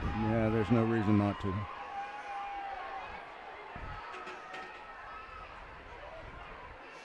Looking at his 5-man line, jamming up the middle. He pitches it to Perez, who turns the corner and gets the 1st down. He didn't get much, but he got enough, I believe. There's some confusion in the backfield on that one. And it is going to be a 1st down. They're going to spot it just across the 49, call it the 48-yard line. So 1st down Marist.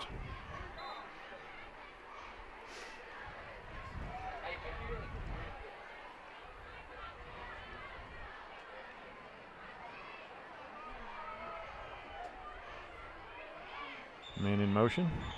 He keeps it this time, and there's a whistle. Somebody must have moved or something because they blew the play dead. Yep. Did you see who moved? Couldn't tell. I'm trying to figure out who's playing in the offensive line so that I can give them some credit. Ross Cooper is in, number 72. Stephen Weltlick is in, number 78. That's going to move the ball back to the 47 of Marist on that penalty. So it's going to be 1st and 15 at the 47. They've got to get down to the 38. Derek Homrick is in, number 57. Chase wants to throw the ball. He does. He's got a receiver streaking down, but the pass was underthrown. Pass was intended for Will Hale, who had a step on the defender, but the pass was underthrown, and actually Will did a nice job of coming back and knocking that pass down. Otherwise, it was ripe for an interception. Right. And what Chase did that time is he kind of pushed the ball as opposed to stepping into it and throwing it. Just a little lack of confidence on it? Well, he's such a good athlete, and sometimes the really good athletes think they can do everything by their athleticism. That's a pitch that time to Matt Perez, who goes around the right side and gets back to the original line of scrimmage, maybe a little bit better. Pickup of about 5. But it's going to bring up 3rd and long. I'm glad to see Matt Perez playing because he's been hurt so off and on so much. And he's a good kid and could be a really good football player if he can stay healthy. 3rd and 10 at the 48. Matt Hill goes in motion again. Chase fakes it. He keeps it. He crosses it. He's got the first down. Across the 40 to about the 37-yard line. He needed to get to the 38, and they're going to mark him beyond the 38. And this official over here says 1st down. That's what I mean. And the referee confirms it. That's what I mean by his athleticism. That was all pure athleticism on his part. 1st and 10 Marist on a good run, 11-yard gain by Chase Martinson. And in motion again. This time he gives it to his fullback again. The ball's on the ground, but somebody came back and got it. And that was recovered by number 72, Ross Cooper, who was wide awake on that one, saw the ball, and covered it up.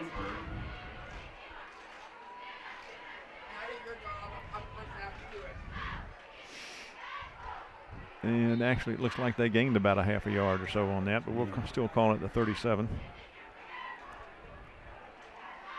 Well, no, they're going to put it over there on the other side on the marker. Let's call it the 36. So it'll be 2nd and 9. Chase wants to throw again. He's looking to throw. He does. He throws a little screen pass out here. It's complete. John Tapp on that catch, and he's thrown out of bounds. And let's see where they're going to mark that. Pretty close to a 1st down. Yeah, it looks like it. It is a 1st down. They're going to put it on 27. Nice little rollout, pass and catch. Chase Martinson to John Tapp. Another 1st down for the War Eagles. Ricky Nelson just came into the game. Garden Party? Garden Party. I nicknamed him that 3 years ago. I told somebody about that today, and they just died laughing. Fullback up the middle again. He gets across the 25 to the 24, maybe the 23. We had 2 men in motion, John Tapp and Perez, and you're not allowed to do that in football. That's true. So Matt and he said, we're going to get 5 yards walked off against us. And that's going to take it back to the 32-yard line.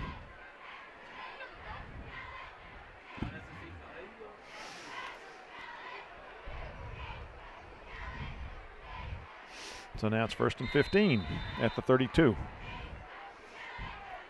Man in motion. Pitch to him. That's Matt Perez again, who's grinding it out and getting inside the 25 to about the 22, 23-yard line. He got the 5 yards back plus.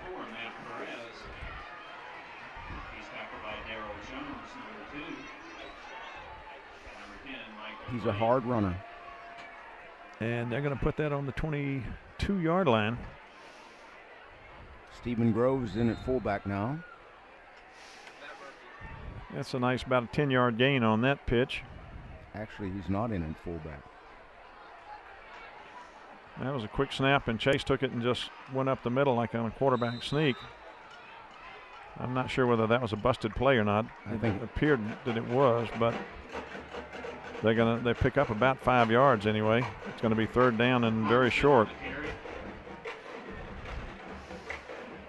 They're going to spot it on the, really looks like it's about on the 18, maybe across the 18. They got to get to the 17, so it's really about a half a yard.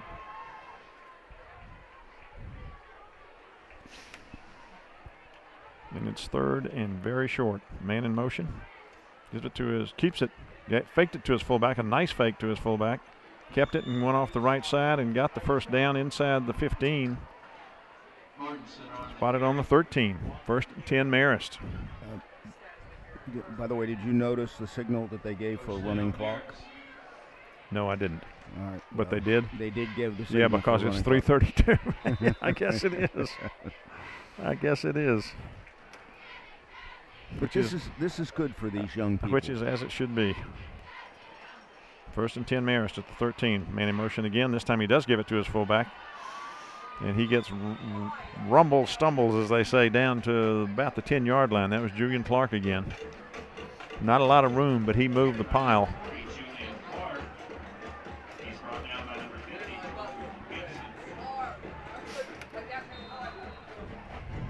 Second and call it 8.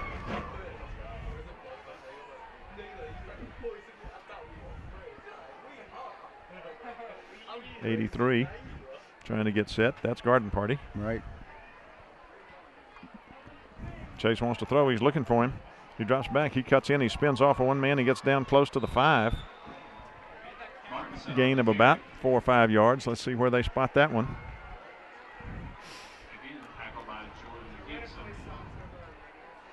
Going to put it just inside the 6. 3rd and 3 for a first down. 6 for a touchdown. Marist leading 39-0. Fast clock running in the third quarter. 2:10 left. Chase Martinson under center. Man in motion. Fakes it to his fullback. Keeps it himself and goes in almost untouched. Chase Martinson touchdown. 2:01. Touchdown by number 15, Chase Martinson. Yep. Nice little drive. We shot ourselves in the foot a couple of times, but we kind of made up for it and had a nice little drive. I can't tell because of the number situation if Therrell is putting in their young people.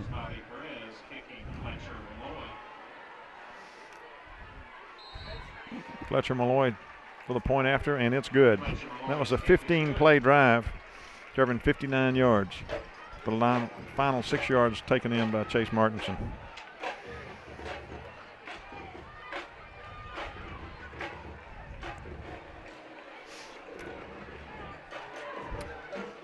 .46 zip. 2:01 to go in the third quarter.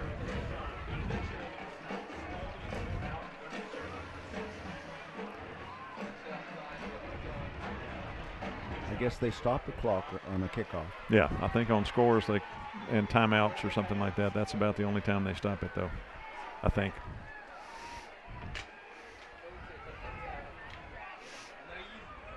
Carter Miller's in. Evan Weir's in. Matt McGee is in. Matt Hill is in. Joey Gogel's in. Bobby Perez is in.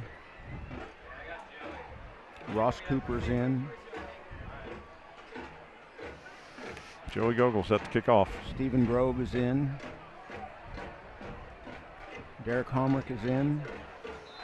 So I hadn't been counting these guys, but you've named about 20 people. No, I didn't. Joey Gogel puts his foot in it, and there's a flag or something. I don't see a flag. I don't either, but they stopped it. Young man came over and caught it on about the 5-yard line, was ready to take off, and they were saying no, no, there's no. a flag all the way across the field. It was must have been offsides or something. Illegal procedure. Does that mean offsides us? We're backing it up to the 35, so I guess that's what that means. Unless there that means these young guys are really anxious to get down there and make a tackle. Yep, they are. Impress the coaches. That's a good thing. It is a good thing. They're ready to play. Friday Night Lights. Let's go, guys. Long blue line. Joey Gogol ready to kick off again.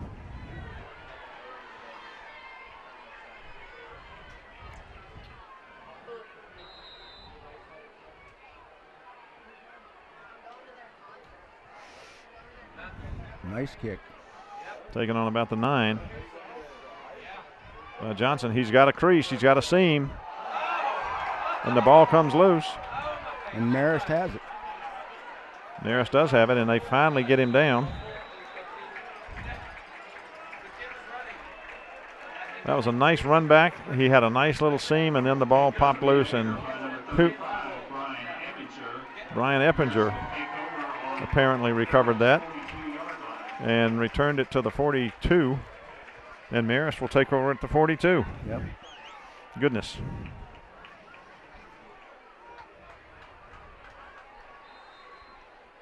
Well, when things go bad, sometimes they really go bad. Yep. So Marist takes over with 1:14 to go on the Therrell 42-yard line. Man in motion. Chase Martinson still at quarterback. He keeps it again, goes off the left side and breaks it. He's at the 20. Is anybody going to catch him? I don't think so. Touchdown, Chase Martinson. 42 yards. 11 midline. Fake to his fullback. Followed him through the hole. A little bit wider than his fullback. I was going to say midline doesn't necessarily mean right up the middle, does it? No. Midline. It depends. You got to read somebody, and if somebody crashes, then you take it a little bit outside, right? Correct. Now, if you give to the fullback, it's going up the middle. Well, yeah.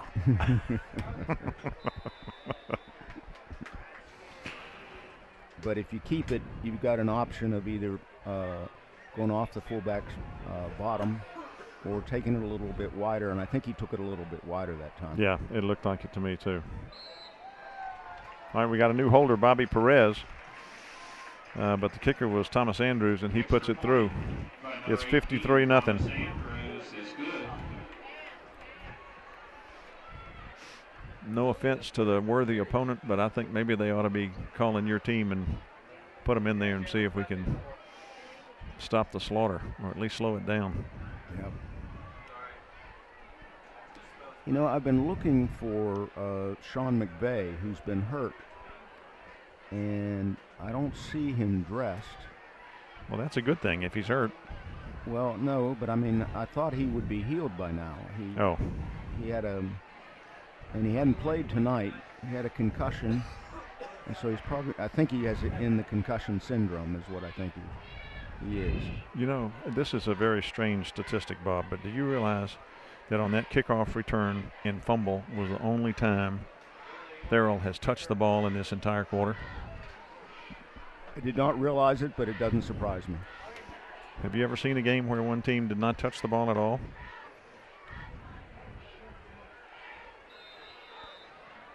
Ready to kick off. Joey Gogol gets a signal.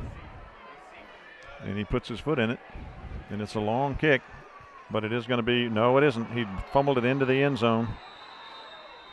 But it was a muffed kick, so the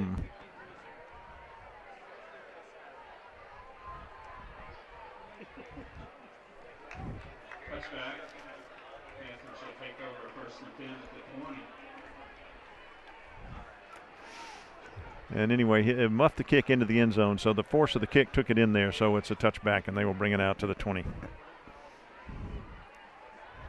You know, he's got a strong leg. Yes, he does. No question about it.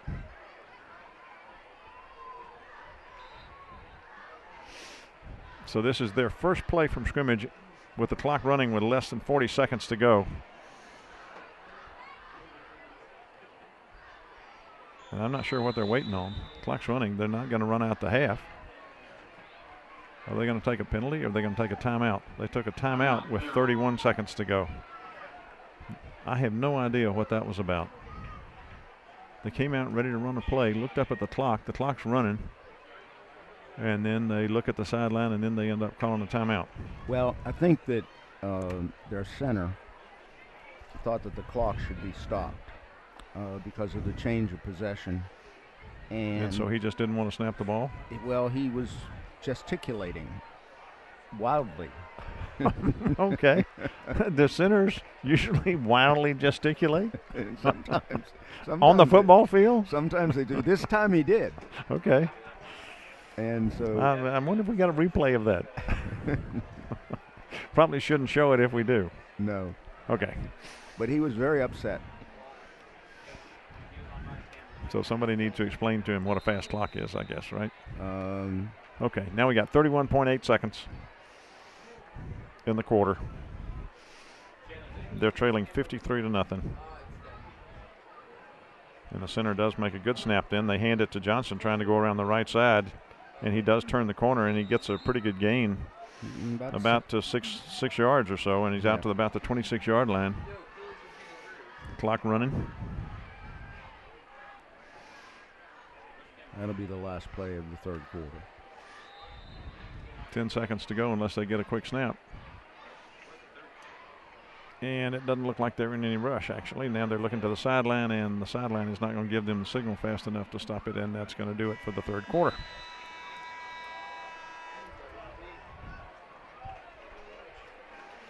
So Marist puts 14 more points on the board in the third quarter. Therrell runs one play for 6 yards. And we will go into the fourth quarter with Marist leading 53-0. And Therrell's got 2nd and 4 at their own 26.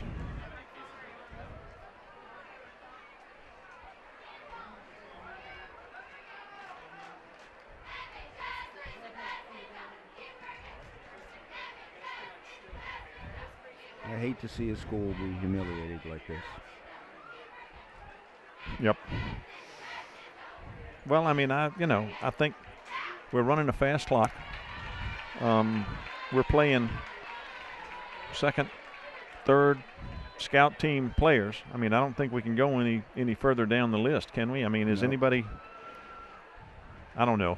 I mean, maybe that wasn't a fair thing to say. And these kids, no. These are young kids, and they want to play. I'm not saying they can't play because they can, but they're not the first team out there is what I'm saying. And we're not trying to humiliate intentionally, but the game's got to continue to be played. Right.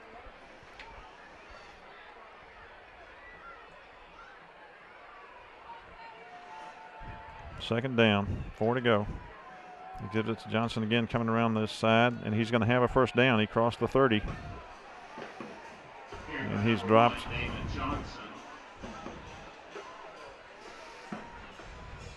Robert Yates looked to be on the bottom of that pile. Bo Jones also. But that's going to be a first down for Therrell on the 31-yard line.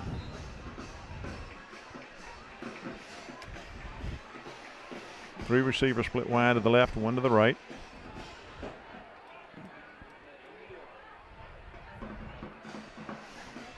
Jones is in shotgun again.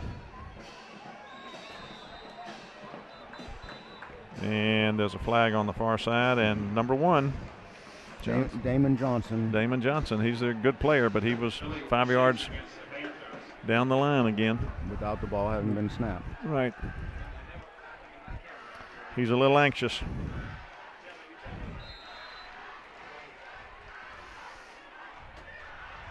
So it'll be 1st and 15 for the Panthers back on the 26. Throws it out there to the right side. Nice play by Bobby Perez. It's complete, but Bobby Perez comes up and stops him very quickly and almost for no gain. Maybe gave him a yard. And that's number 4 we don't have on the roster either.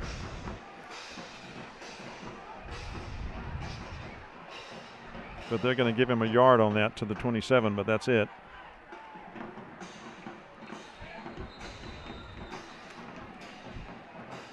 And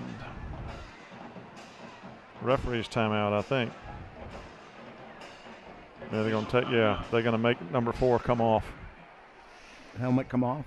No, he was just hurt and he was trying to stay in, and the referee went over and just said, "No, number 4, you're taking a break."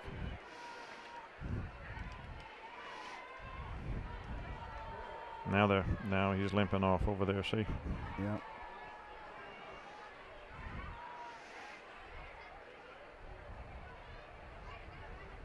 In a game like this is at the time when people get hurt.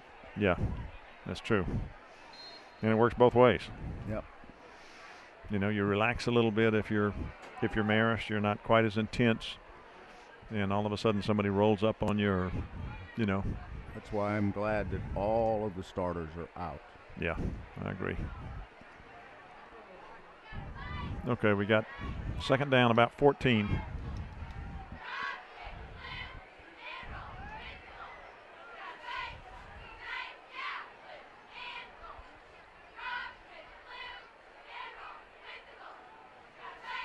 He wants to throw. He rolls a little bit. He's got a little space over there, and he's knocked out of bounds. Who was that? Stephen Grove knocked him out of bounds over there. Gained maybe one more yard, put it on the 28-yard line. Third and about 13.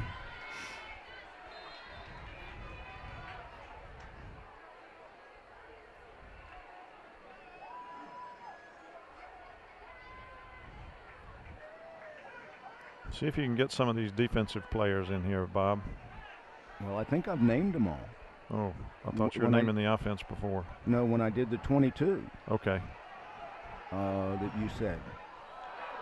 I mean, I'll do it again. Well, you did it on the kickoff, and I don't know whether I mean, if we've already got them, I just want to make sure we mention them if we can. No, I agree.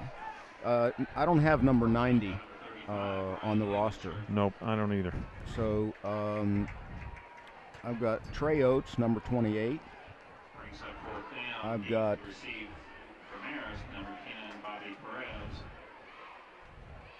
I don't have number 88 on the roster either.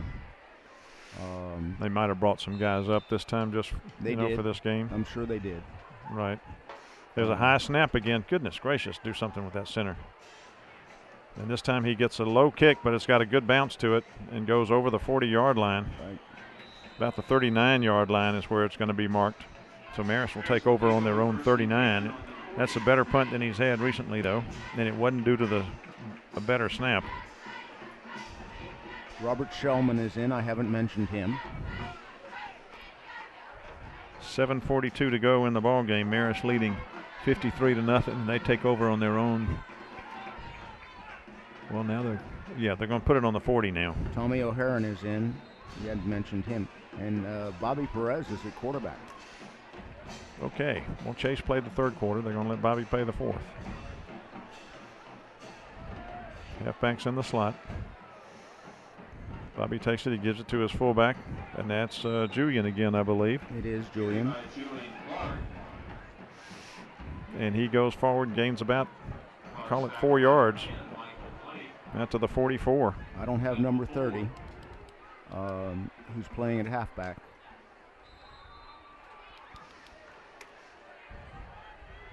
Nope, well, we got the same roster, so I don't have him either. So they did. They brought up kids in the hopes that they'd get a chance to play. Nice. Bobby takes it, makes a pitch out here, and that is number 30, who puts his head down and gets almost to the 50-yard line. It's going to be almost a first down, but I think it's going to be slightly short. Nice read by Bobby. Yeah, it was, and a decent pitch. Mm-hmm. Of course, Bobby's been running this offense since he was in diapers. So. That's true. That's very true. So, if anybody knows his offense, it ought to be Bobby Perez. Right. Third and less than a yard. Because 2 of his uncles were quarterbacks here. His brother was a quarterback here. His younger brother is a quarterback I think the ball's on the ground. I think Julian took it and got the first down, but he fumbled it. And it looks like the Panthers have recovered the fumble. Mm-hmm.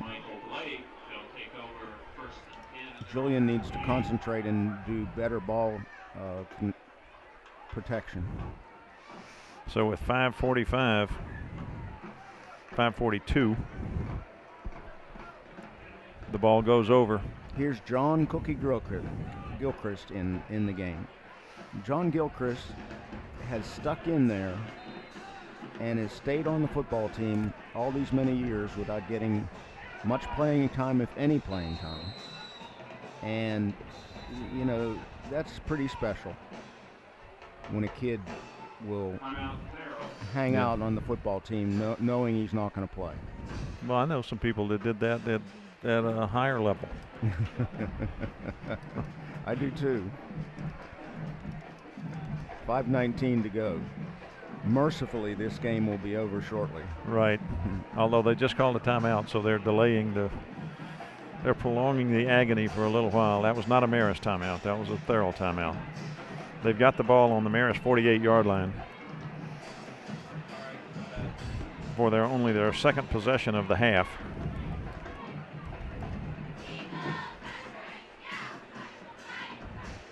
And they trail 53-0 with a fast clock in the second half, and it's running as soon as the ball snaps and 5:19 to go. 1st and 10, Panthers.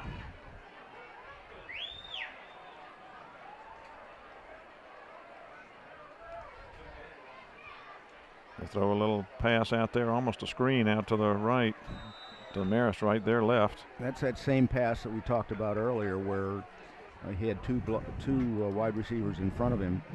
They didn't make very good blocks that time. Yeah, he was just covered up as soon as he touched the ball. Right. And they're going to give him 2 yards out to the 50. So it'll be 2nd and 8 on the 50-yard line.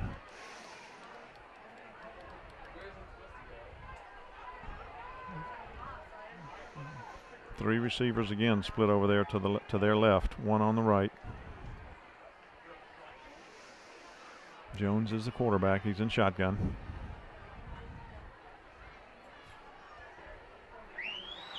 And he looks like he wants to throw, and he does. He's throwing a little longer one this time. He's got a man down there, but it's overthrown. It was intended for Johnson, and he was covered. Threw it a long way. Yeah, he was covered down there by Fletcher Malloy. Had pretty good coverage, but the pass was overthrown. Would have taken a really good pass to get in there. And it goes incomplete. But with the fast clock, the clock keeps running. Less than 4 minutes now. Well, it was.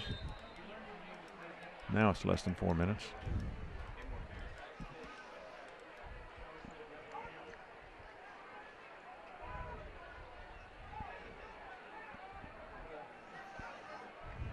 Third down, about 8. Short pass again.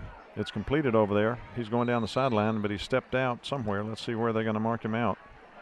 At the 40-yard line. That's going to be a first down. Is that their first? That's the second one of this half. They had one, I think, in the first half. Here in Marist territory at the 40-yard line. 1st and 10, Panthers on the Marist 40. Now they got two receivers split to each side. He wants to throw again. He fires a little short pass over there again. Completed, knocked out of bounds. Pickup of about 5. Under 3 minutes.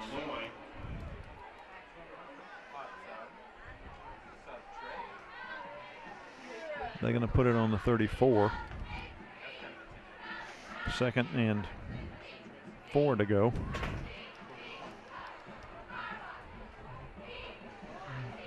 Dropping back to pass again. Got a little pressure. He turns it up. He wants to keep it. He's running. He is. He's got some room over there. He gets a good block. And he gets pushed out of bounds. Ooh, almost ran over a little kid over there on the far side, but missed him on the track.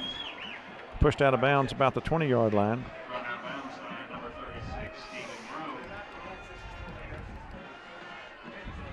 So he just didn't see anybody downfield and tucked it up and picked up about 14 yards. This is their biggest scoring threat by far. 1st and 10 on the 20-yard line. Clock's running. 2 minutes to go. He wants to throw. He's got a little pressure. He fires it down there. There's a man there, and it was tipped, and another man in the end zone, but nobody could get to it, and it falls incomplete. Minute 50. Pass broken up by number 23, Matt Hill. 2nd and 10. Ball just outside the 20-yard line. Minute and a half to go. Therrell making their only threat. They trail 53-0. Throws a little short pass over there in the flat again. It's complete, but he's knocked out of bounds, and now the referee signals to stop the clock. I don't know whether he actually does or not. No, in a fast clock it doesn't. That was just by habit, I guess. And he got knocked out on the 16-yard line. 3rd down. Clock running. About 6 to go for the first. Minute to go.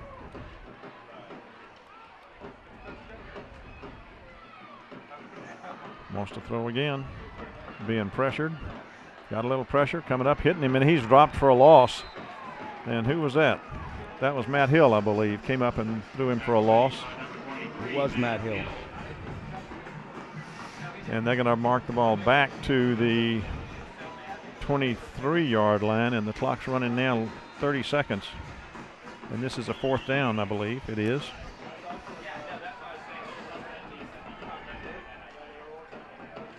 He wants to throw again. He's got a little pressure. He's got a lot of pressure, and he is thrown for a loss back here, and that was Ross Cooper. Threw him for a loss. That's going to be the last play of the game because that was 4th down, and Marist is going to take over. The clock is not going to stop, and I can assure you Marist is not going to hustle out there and try to run a play in 5 seconds. I think that's a safe bet, don't you? Yep.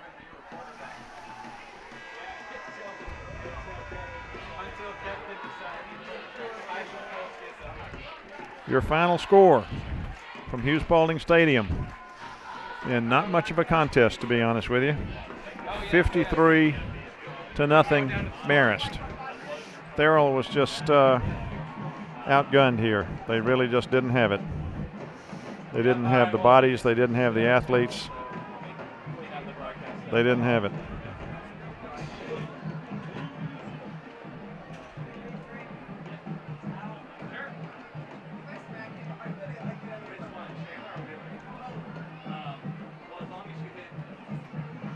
Coaches are talking to the coaches out there. Coach Chadwick was talking to one of the coaches and wanted Dan to say something. I think they was asking a question. I don't know, but he's walking.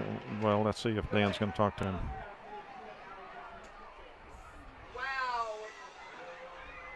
Yeah, Dan is.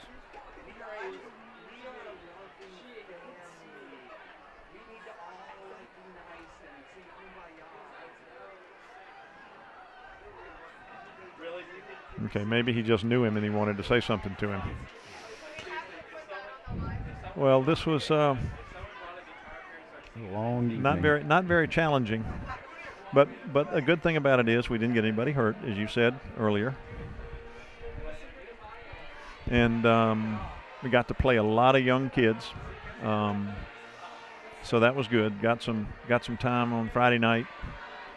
You know, and this was a big game. I mean, and just before game time, they had all the alumni, football-playing players, alumni, come in, and they had a dinner, and then they had a presentation of a big plaque to Alan Chadwick for his 300 wins, and that was good. And they showed that at halftime. We have the distinct pleasure of having our offensive coordinator, Paul Etheridge, in here to discuss tonight's contest with Coach Bob Fear. Coach to coach. Good game, Paul. Guys, how we doing? We're doing great. They were just outmanned tonight, weren't they? Yeah. You know, it's a tough situation. That coach, left with 2 weeks basically before the season started. And so this coach came in and had his hands full right from the beginning. But, their kids played hard. We were a little sloppy at the beginning. I think all of the emotion of the evening and everything that was going on before the game kind of distracted our kids a little bit. So, but we got it together after that. Yeah, we got to be a little bit more. We got to be a little bit more mentally ready we have to overcome some distractions and be ready to go from the start, because the beginning of that game was not real good. But we settled down. You sure did. I was happy to see all the young players get in and get some playing time. Absolutely. Look, that's important when you're playing. Look, the first 3 games we knew were going to be a difficult test. So we knew that we weren't going to be able to develop a lot of depth in the first 3 games. But as the season goes on, there's going to be some games where we feel like we can get some kids in. They deserve it as much as the other guys. So we're going to continue to try and develop not only depth for this year, but get some kids ready for next year too, because we're very, we got a lot of seniors playing. So we got to get some kids some experience. So it was great to see them go out there and compete, get them on tape so we can grade them, correct them, and, Is Sean McVay still hurt? No, he's fine. Last week he missed because he was sick. Oh, okay. He missed the game. He wasn't in school on Friday, so he didn't play. So, but only injury tonight is Lott Gwynn. And how is he? They don't know. I think he might have broken his foot. Those foot injuries, you don't know how long. It could be 3 weeks. It could be 8. So we're just gonna hope and pray for the best. Well, you did an outstanding job calling the plays tonight. Oh yeah, outstanding. Yeah, everything was working okay, except yes, it was. We had some people fall down a couple times. I can't coach that. No, you can't. But I thought Greg Kubota had a good night. I thought Miles had a good night throwing the ball too. Yeah, I did too. He put some, I thought Greg made some plays, which is good. So there were some positive things that we're going to go back and look at them film and enjoy our off week, try to rest up a little bit. And region schedule starts after the break. So who's next? You know what? That's a great question. Open, and they're really good this year. No, I meant after the Open. No, I know. Columbia. Okay. Yeah. So we're on 10 at Adams. So, we just got to be. We're concerned about us. We've got to get better, regardless of the opponent. We got to start preparing ourselves for what we've got coming down the road. So that's been our focus. Kids did a real good job this week of really focusing on themselves. We had a real good week of practice, and I expect the same next week. Okay. All right, man. Okay. Appreciate everything you do. It's a good night to be a War Eagle. It is a good night.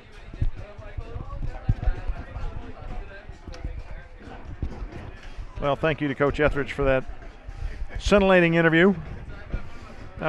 I think that's exactly right, though. We got to keep getting better. But we did get to play a lot of people, and so this was a valuable experience. I think this was good. I do too.